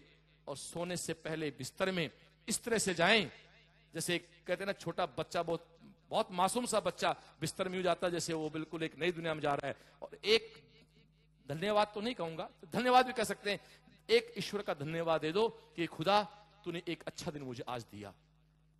मुझे बड़ा आश्चर्य होता है, मैं कहता हूं कि यार भगवान को धन्यवाद दे दो, तो कहते यार ये क्या मामला है। अरे तेरे बर्थडे पे तेरे को कोई 10 रुपए का पेन गिफ्ट कर देता है यार, तो पूरे दिन गीत गाता है, मेरे दोस्त ने मुझे पेन दिया, पेन दिया, पेन दिया, 10 रुपए कीमत है। अरे यार तू बड़ा बनने के बाद नालायकी बनाना तो अभी दिन में 1000 रुपए कमाएगा यार, तो तेरे दिन की कीमत कम से कम 1000 रुपए तो होगी यार। तो भगवान ने तुझे 1000 रुपए दे दिए फोकट में, उसके कोई थैंक्स नहीं है। एक धन्यवाद ईश्वर का दें। और जैसा मैंने कहा, सुबह उठते ही, बात को फिनिश कर रहा हूं इसको, दिन की शुरुआत मम्मी पापा के प्रणाम से करें, ईश्वर के थैंक्स के साथ सोएं, पांव को ठंडे पांच धो के सोएं, और कल क्या पढ़ना है ये सोच के सोएं। बस सिंपल सी बात है। और आज कल जो सोचा था क्या वो आज मैं पढ़ पाया? अक्सर लोग कहते हैं आप लिखें डायरी इसके लिए। अब डायरी तो इस पीढ़ी के लिए बहुत ही मुश्किल है, क्योंकि ये वो पीढ़ी है जो मोबाइल, व्हाट्सएप और इन पे, आपको दोस्तों पता है आपके स्मार्टफोन ने आपकी इंग्लिश बहुत कमजोर कर दी है, कि आप कुछ भी टाइप करते हो अपने आप शब्द आ जाता है। मेरी गारंटी आज के 5 साल बाद आपको स्पेलिंग आना बंद हो जाएंगी, आपकी मेमोरी खत्म हो। आपके फादर को आज भी 100 टेलीफोन नंबर याद हैं, आपको आपके फादर नंबर भी याद है नहीं है, क्योंकि फर्स्ट डे पापा ने स्मार्टफोन दिलाया और फर्स्ट डे पापा का नंबर सेव कर लिया। आपने पापा का नंबर डायल कभी किया ही नहीं। जब तक नंबर डायल नहीं करोगे नंबर याद नहीं होंगे। तो आज की पीढ़ी में यह सिस्टम खत्म हो गया है। लेकिन एक बहुत गहरी बात कह रहा हूं, निर्माण, कंस्ट्रक्शन एक प्रक्रिया है, इंसान का कंस्ट्रक्शन एक प्रक्रिया है। आज के हजारों साल पहले भी बच्चा 9 महीने मां के गर्भ में रहता था, आज भी 9 महीने गर्भ में रहता है। दुनिया कितनी तरक्की कर जाए छे, आदमी के निर्माण के लिए उसको मां के गर्भ में 9 महीने रहना पड़ेगा। जिनका जन्म 9 महीने पहले होता है वो बच्चे मर जाते हैं। निर्माण का एक समय होता है फिक्स भाई, निर्माण का एक फिक्स समय है। आप बहुत जल्दीबाजी में घास फूस तैयार कर सकते हो, आम के पेड़ तैयार करने हैं तो आपको समय का इंतजार करना पड़ेगा। जिंदगी में दोस्तों हर काम हर आदमी करता है, लेकिन समय और स्थिति देखनी होती है, समय और स्थान देखना होता है। हर घर में डीजे बजता है डांस के लिए, लेकिन जिस घर में मौत हो उस समय आप डीजे नहीं बजा सकते वहां। जबकि कुछ दिनों बाद उसी के शादियां होती हैं, हम मस्ती करते हैं। दोस्तों दुनिया में सब कुछ होता है, एक अप्रत्यक्ष बात कह रहा हूं, जिंदगी में सब कुछ करना आपको, बट उसका वक्त और उसका एक स्थान होता है, एक समय होता है। आपके जीवन में भी वो सारी सुविधाएं, मैं तो अक्सर कहता हूं आज की पीढ़ी जो है ना, ये मोबाइल को तरसती है, स्मार्टफोन तरसती है, किसी गाड़ी देख तरसती है। मैं तो कहता हूं यार इतनी मेहनत कर लो कि 5 साल बाद गाड़ी भी चलाने वाले आपके पास दूसरा हो, मोबाइल उठाने वाला दूसरा हो, साहब लो बात करो कि फोन आया है। आप सपने ऐसे पालो ना यार। आप कंप्यूटर ऑपरेटर बनने के सपने क्यों पालते हो? कंप्यूटर बनाने सपना पालो। सॉफ्टवेयर एग्जीक्यूट करने सपने क्यों पालते हो? सॉफ्टवेयर पैदा करने सपने पालो। जब हमारे देश का प्रधानमंत्री वो अलवर का मिस्टर खान का एग्जाम्पल देता है, वो रातों रात हीरो बन गया लड़का, क्या नाम है उसका, इमरान, रातों रात। जबकि देखो उसके घर में टीवी नहीं है, अखबार में आया भाई, मैं तो पढ़ा। जिस आदमी ने इतने सारे ऐप बना दिए उसके घर में टीवी नहीं है। दोस्तों इसलिए साधन सुविधाएं कुछ नहीं है, ये सब सप्लीमेंट बातें हैं। ये सब मैंने कहा ना, लाल गुलाब के बीज में से कभी सफेद गुलाब नहीं निकल सकता। हो सकता है लाल गुलाब को ऐसा वातावरण मिल जाए कि उसके गुलाब का फूल लगे ही नहीं, लेकिन लगेगा दोस्तों। तो बीज ये कहता है मेरी जिद है, यदि मेरे से बीज निकलेगा तो लाल निकलेगा। दोस्तों मैं बीज ना दूं ये हो सकता है, वो बीज के वो मैं फल ना दूं ये हो सकता है। वो बीज कहता है कि तेरी हवा पानी तेरा माली, तेरी जमीन मेरे लाल को सफेद में चेंज नहीं कर सकती। ये जिद आपके अंदर होनी चाहिए। तो दोस्तों आप लोग सुबह से लेकर शाम तक की एक पूरी दिनचर्या के साथ जिए और बड़े से सपने देखें। अक्सर लोग कहते हैं कि मैं 3 बात बोलता हूं, लोग कहते हैं कि सपने देखने से क्या होता है, मैं इसको पूरा करता हूं, बिना सपने देखे भी कुछ नहीं होता। दोस्तों आप कोटा आए हो तो आप तो सब सपनों के शहर में घूम रहे हो, जहां सपने बेचते हैं लोग और आप सपने खरीदते हो। माफी चाहता हूं, मैं शहर की बुराई नहीं कर रहा। आज एक क्राउड के साथ आप बैठे हो और आप आते हो तो आपको एक भूत सवार होता है कि सिलेक्शन केवल कोटा में होना है, और यहां आके आप ठगे से में सोते हो। आज आपकी किसी भी कोचिंग में काम तो 500 बच्चों पे हो रहा है बेटा, तुम 1 लाख तो फीस देने के लिए आए हुए हो। ये पूरी भीड़ मैंने तो सीकर से भेज रखी मेडिकल में, ये पूरी की पूरी समूह भेज रखा है मेडिकल कॉलेज में हमने। यहाँ से सिलेक्शन तो आखिरी आपकी मेहनत से होना भाई, कोई मतलब नहीं है। कोई मेरे एक मित्र तो नहीं कहूंगा, सीकर में कलेक्टर थे, मेरे से काफी उम्र बड़े थे, वो अक्सर बात कहते थे कि श्रवण सफल होने के लिए रात भर जग के उल्लू बनने की आवश्यकता नहीं है। जिंदगी में सिस्टमेटिक जिंदगी से आप ज्यादा बेटर जी सकते हो। दोस्तों अब तक जितनी बातें आपसे मैंने की उनको मैं समराइज कर देता हूं।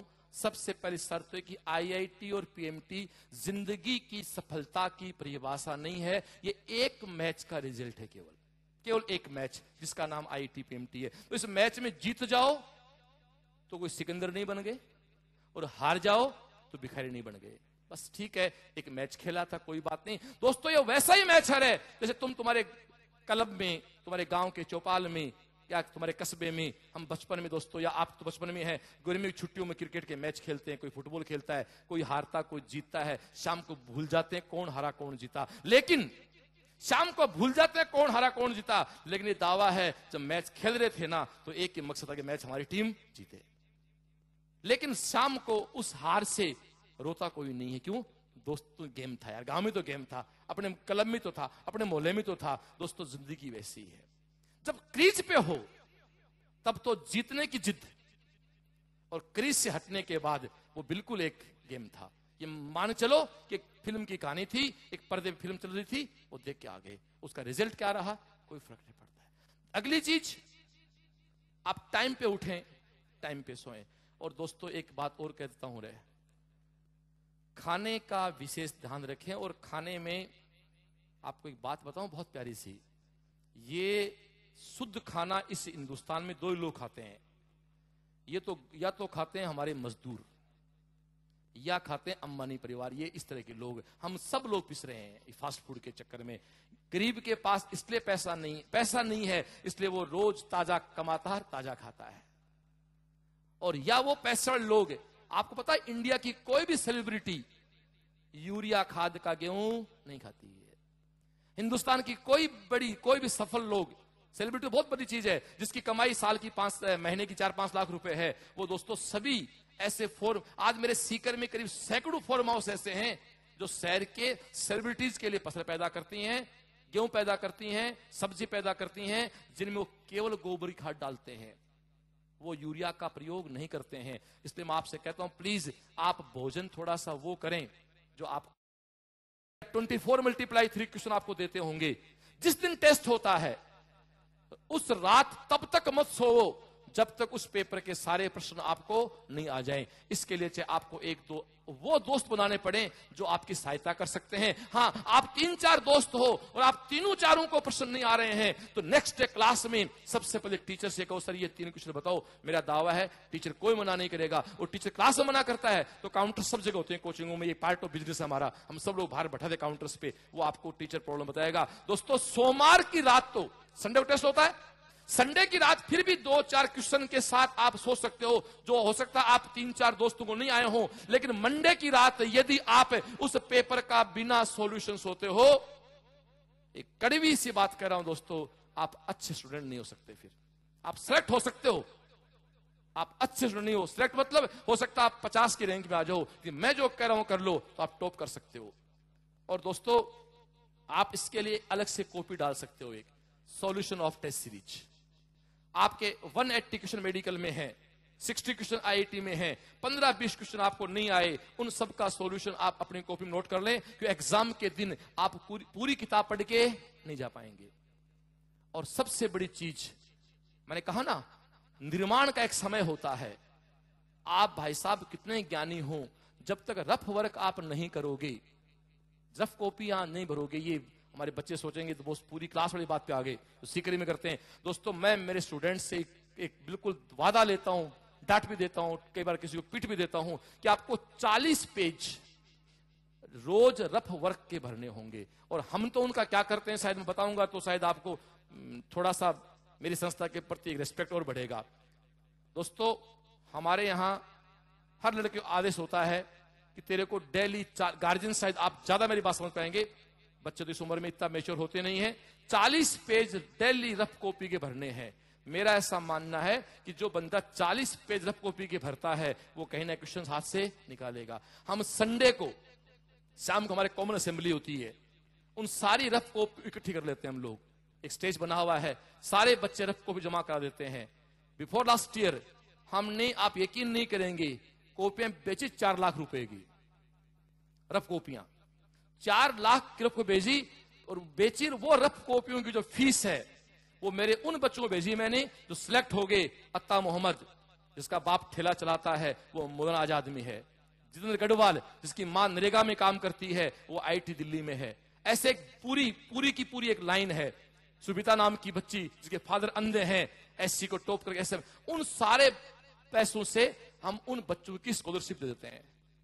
तो दोस्तों मैं तो एक बात मानता हूं, आदमी जो है ना, आदमी का अंतिम सपना क्या होता है, मैं पढ़ूं, बड़ा बनूं, पैसा कमाऊं और फिर मैं समाज को चैरिटी करूं, मैं बिरला बनूं। बिरला मतलब चैरिटी करूं, किसी की सहायता करूं। मेरे सीएलसी का हर बच्चा बिरला है, हर बच्चा सेठ है, कि हर बच्चे रफ कॉपी भरी है। उस की रफ कॉपी से मेरे 18 बच्चे आईआईटी या पीएमटी कर रहे हैं। आपके शहर में बहुत चंद लोग होंगे जो किसी को स्कॉलरशिप देते होंगे। मेरे सीएलसी का हर बच्चा आईआईटी और पीएमटी के बच्चों को स्कॉलरशिप भेजता। दोस्तों ये संस्कार हम देते हैं जो तुम्हारे यहां नहीं मिल सकते किसी की मत पे। इसलिए मैं आपसे कहना चाहता हूं कि आप 40 पेज रफ कॉपी के डेली भरें। दोस्तों यदि आप ऐसा करना सीख लेते हैं, शुरू कर लेते हैं, तो जो भी आपका रैंक आज चल रहा है ना, आप उससे बहुत बेटर हो जाएंगे। तो डियर, आप सब लोग बहुत कीमती अपने पेरेंट्स के लिए हैं।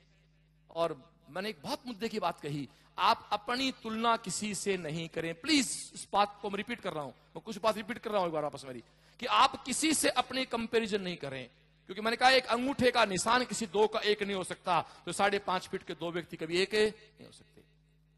और सुबह से लेकर रात तक की दिनचर्या, आप एग्जाम की तैयारी ठीक करें, सपने बड़े पालें, भगवान से भी मांगने जाएं तो कुछ ऐसा मांगे जो आप सबको बहुत आगे बढ़ा सके, खुद के प्रति फेथफुल रहें, अपने स्वास्थ्य का ध्यान रखें, क्योंकि स्वास्थ्य बहुत जरूरी है। और पता नहीं भाई जी, मेरे को एक बात समझ में नहीं आई, हमारे कोई भी जानकार लड़का 2 साल तैयारी करता कोटा, फिर वो सिलेक्ट नहीं होके वापस हमारे पास आता है एडमिशन के लिए, तो एक ही जवाब देता है, साहब बीमार हो गया था कोटा में। अब पता नहीं वो पढ़ने का बहाना है कि बीमारी का बहाना, मेरे को पता नहीं, मेरे को तो जो मिले ना वो एक ही उत्तर है, श्रवण जी बच्चा होशियार बीमार हो गया था कोटा में। तो इतने बीमार हो रहे तो फिर आना बंद कर दो यार, स्वास्थ्य शीघ्र ठीक रहता वहीं रहो फिर, और या फिर बहाना बनाना बंद करो। दोस्तों एक बात और कहता हूं, जिंदगी में बहुत ऊंचाई पानी है ना, तो बहाना बनाना बंद कर दो, स्वीकार करो मैं जिम्मेदार हूं। पापा मेरा सिलेक्शन नहीं हुआ, मैं नहीं पढ़ा, स्वीकारता हूं जी नहीं पढ़ा, मैं कह रहा हूं अब आगे काम करूंगा, नहीं पढ़ा, मैं नहीं पढ़ पाया, जो भी सो मेनी रीजंस, मैं नहीं पढ़ पाया। ये कौन सा बहाना हुआ, ये कर दिया वो कर दिया। दोस्तों एक बात और सुन लेना, तुम्हारे साथ एक ट्रेजेडी भी हुई है, वो सुन लो ट्रेजेडी क्या है। तुम्हारे साथ एक चक्कर भी हुआ हुआ इस शहर में, एग्जाम्पल दूं? हाँ ये सर देते हैं जी। एक छावनी थी, जानते हो कैंट छावनी, जहां फौजी भाई रहते हैं। तो एक छावनी में एक केवी होता है फिक्स, छावनी फिक्स होता है, केवी हो गया होगा फौजियों का, बच्चों का। एक केवी स्कूल था, उसके सामने एक मेजर का घर था। ये आप जाके शाम को अपने आत्मा से पूछना, करीब करीब ये इसके भुगतभोगी हो आप लोग। ये एग्जाम्पल कई सालों बाद दे रहा हूं आज, और ये भी कोट कर रहा हूं, जिस लड़के ने एग्जाम्पल दिया था सीएलसी में, फक्र से कह रहा हूं वो मेरा बेटा कलेक्टर आज। हीरालाल पूनिया ने दिया था सबसे एग्जाम्पल सीएलसी में 2002 में, वो भी सिलेक्ट हुआ आईएएस में, वो कलेक्टर बना है दोस्तों, जिसने एग्जाम्पल सीएलसी को दिया था। आप कोई चेक करके बैठे हो तो उस लड़के का नाम है हीरालाल पूनिया, को जानता हो तो अभी सिलेक्ट हुआ आईएएस में। उसने एग्जाम्पल दिया था, मेरा नहीं है, मैं तो केवल उसको भाषा में कन्वर्ट कर रहा हूं। तो केंद्रीय विद्यालय के सामने एक घर था मेजर साहब का। मेजर साहब के घर के सामने एक आम का पेड़ था। मेजर साहब की घरवाली को आम बहुत पसंद थे। अब मेजर फौज में बड़ी पोस्ट होती है, 4-5 गार्ड वार्ड। मेजर साहब की धर्मपत्नी को आम पसंद थे, तो आम गिरते पके नीचे गिरे, छुट्टी हुई केवी की सीन देखो, बच्चे आए आम खाई, बच्चे आम नहीं चोरे कौन चोरेगा। अब मेजर साहब की धर्मपत्नी है, थोड़ा प्रोटोकॉल होता है, वो बाहर बच्चों डांट नहीं सकती, तो अपने पतिदेव से कहा कि आप ऐसा करो, इस आम के पेड़ के 2 गार्ड लगा दो आप, बंदूक वाले। अब मेजर को क्या भाई, मेजर फौज में बहुत पावर होती है, 2 गार्ड लग गए, आम के पेड़ की सुरक्षा शुरू हो गई। किस आम के, किसकी सुरक्षा?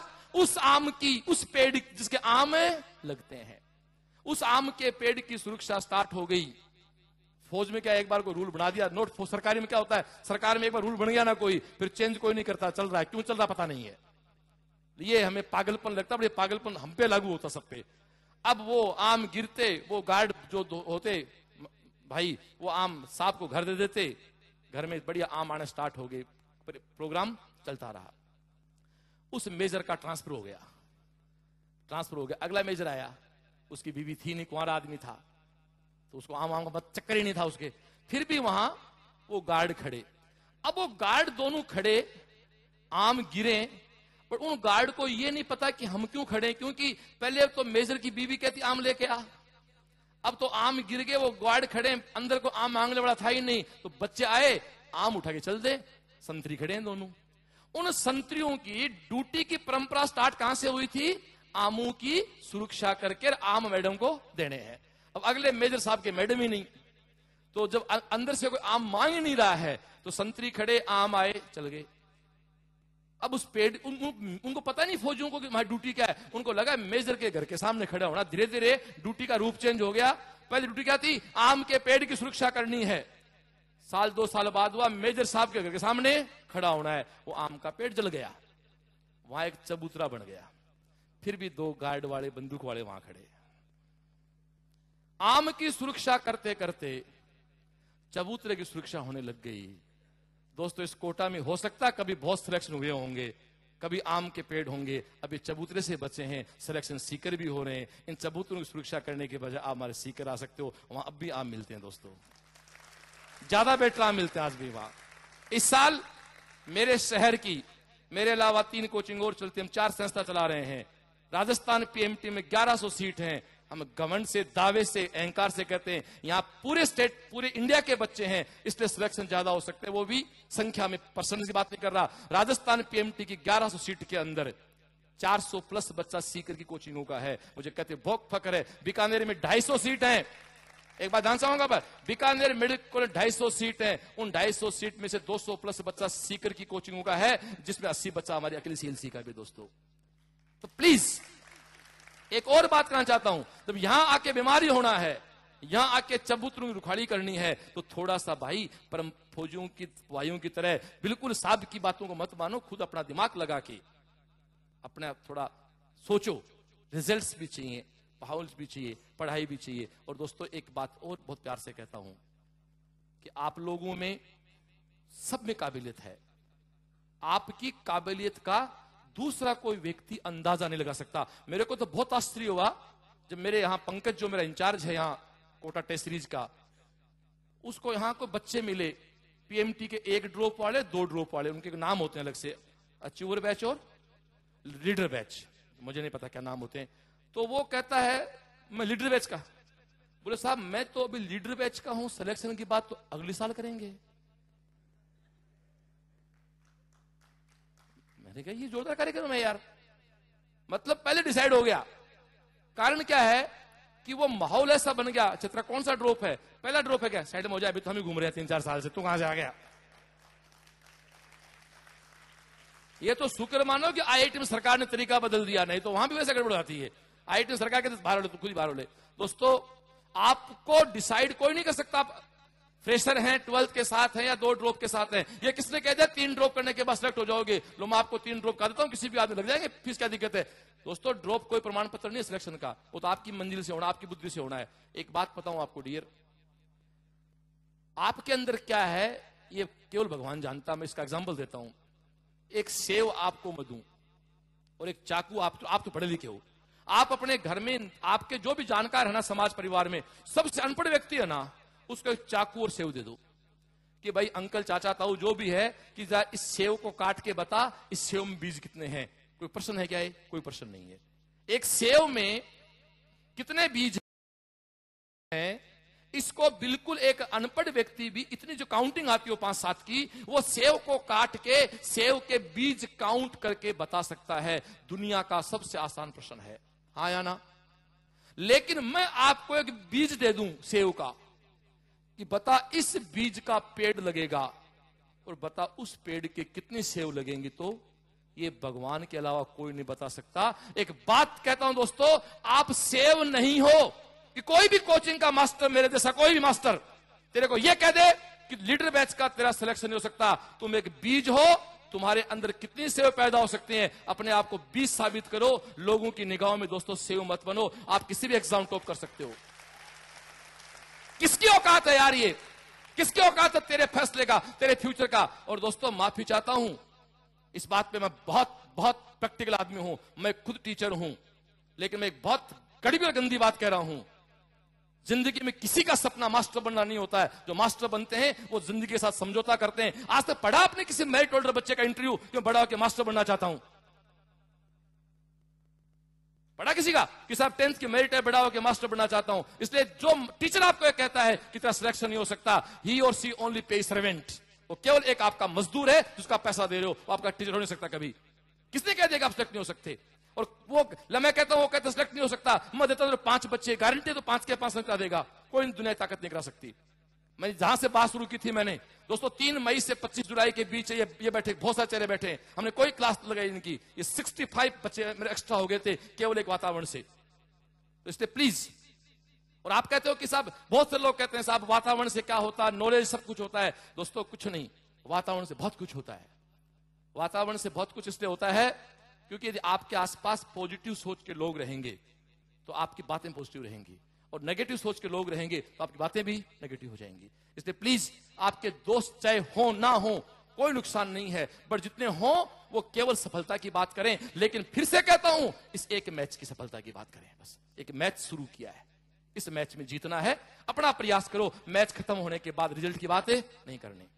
तो डियर, आप लोगों ने अपना समय निकाला, बहुत कीमती सा। मेरी संस्था, ये बात मैंने आपको एजुकेशन कही, मेरी संस्था, अब कोटा आप लोग आए हो, तो कोटा में आपके लिए हम क्या कर सकते हैं, एक चीज मैं कहूंगा, और मैं तो सबसे भी कहता हूं कि आप खुद पे ट्रस्ट रखें। मैंने कुछ बातें कही, नंबर ऑफ बुक्स बहुत इकट्ठे नहीं करें, दुनिया भर के स्टेटमेंट इकट्ठे नहीं करें, अनावश्यक कंफ्यूज अपने आप नहीं करें।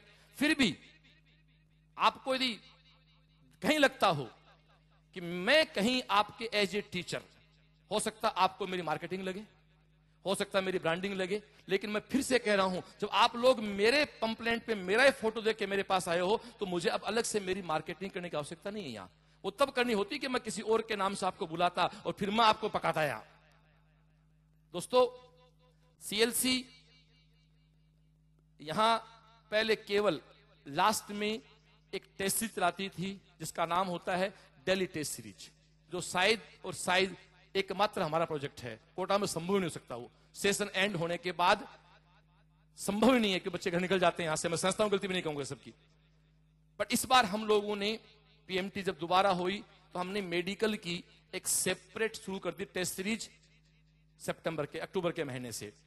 दोस्तों, डेटाबेस थोड़ी सी बात करूं, पहले बात करूं मेडिकल की। 13 टॉपिक हमने सब सब्जेक्ट के बनाए, फिजिक्स, केमिस्ट्री, बायोलॉजी, बॉटनी के। एक संडे छोड़ के एक संडे हमारे 2 माइनर टेस्ट होते हैं। सुबह टेस्ट होता हमारा AIPMT का, शाम को हमारा टेस्ट होता एम्स का, उसी का। और मैं ये भी कह सकता हूं, हर संडे AIPMT और एम्स का टेस्ट कराने वाली बिल्कुल एकमात्र संस्था है। बाकी 2-3 टेस्ट के बाद करवा मुझे नहीं पता। आप उस टेस्ट सीरीज को बिल्कुल ज्वाइन कर सकते हैं। अभी भी उसमें 4-5 टेस्ट हो गए, 7 से 8 टेस्ट बाकी हैं, जिसका आखिरी टेस्ट है 13 मार्च को। उसके बाद दोस्तों, एक मेडिकल के बच्चे सुन लो रहे, एक लफड़ा आ सकता आपके सामने, पता है क्या?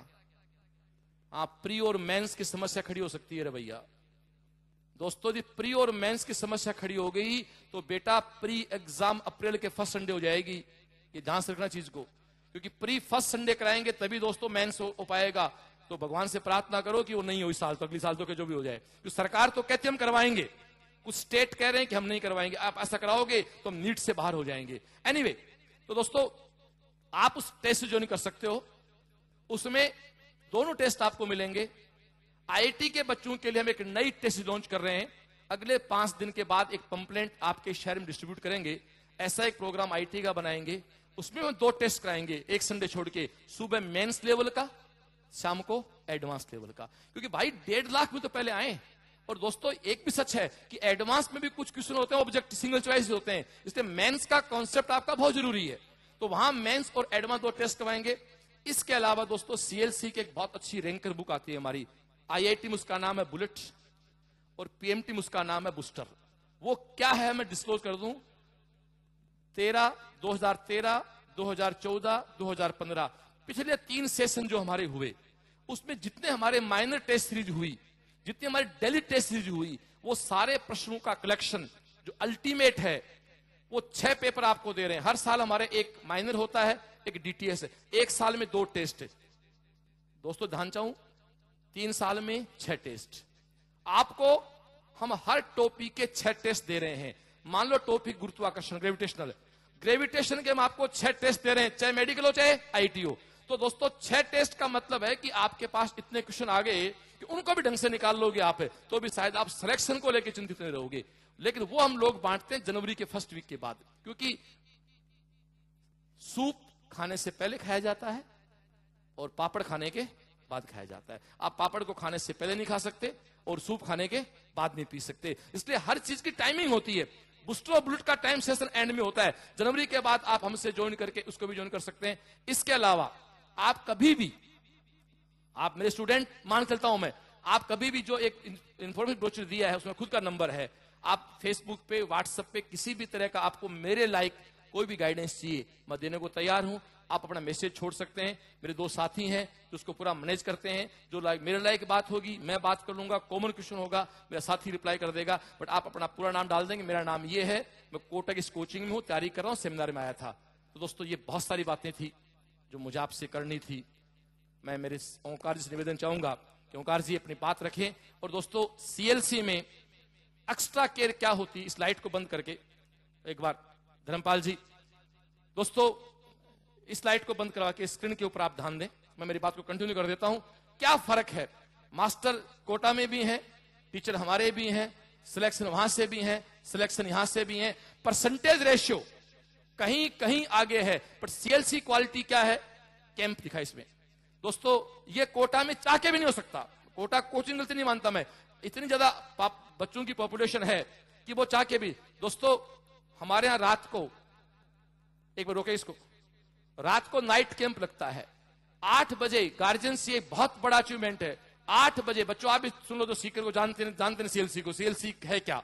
8 बजे हमारा बच्चा रात को आता है, 1 बजे तक। ये तो 2 साल पुराना सूट है, जहां बाहर ये डोम लगा हुआ था, लोन था, वह एक बहुत शानदार बिल्डिंग बन गई, जहां इन कई फोटो भी इसमें आएगी जो इधर बैठे सिलेक्ट हुए सामने।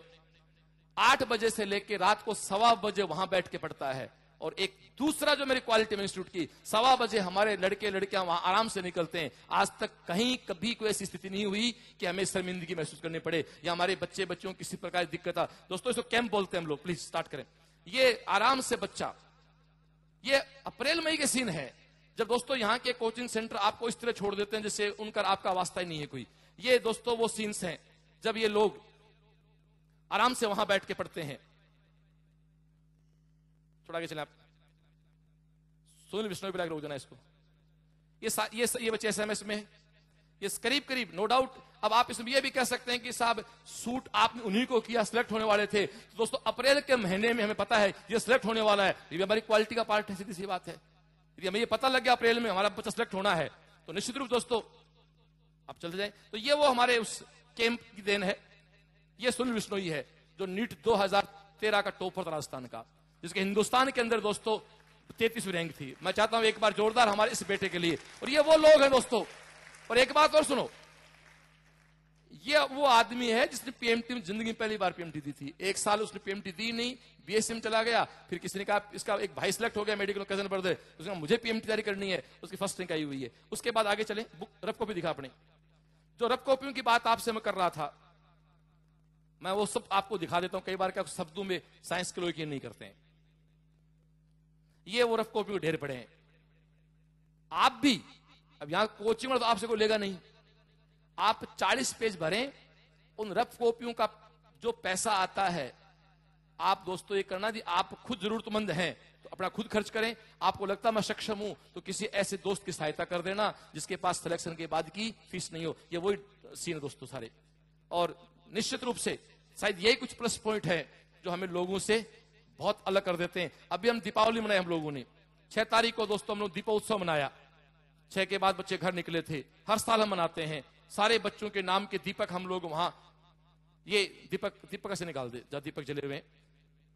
जिला शहर के जिला कलेक्टर हमारे बीच थे, वहां से जिला कलेक्टर ने स्पीच हुआ, एक मोटिवेशनल। दीपक से पीछे जले हुए हैं। ये हमारे सौरभ जो में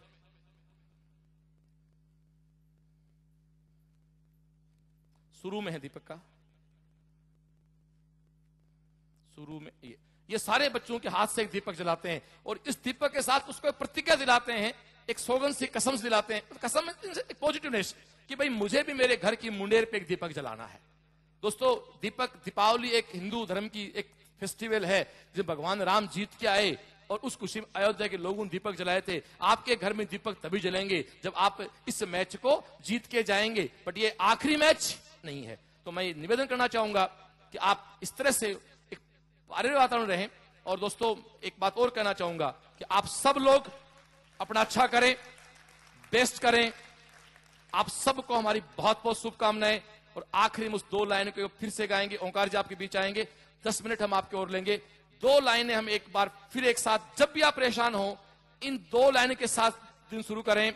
जब भी समस्या में आ जाए मान के चले एक पावर आपके साथ है क्या, ये मत कहो खुदा से मेरी मुश्किलें बड़ी हैं, इन मुश्किलों से कह दो मेरा खुदा बड़ा है, मेरा खुदा बड़ा है। थैंक यू दोस्तों, आपको बहुत बहुत शुभकामनाएं।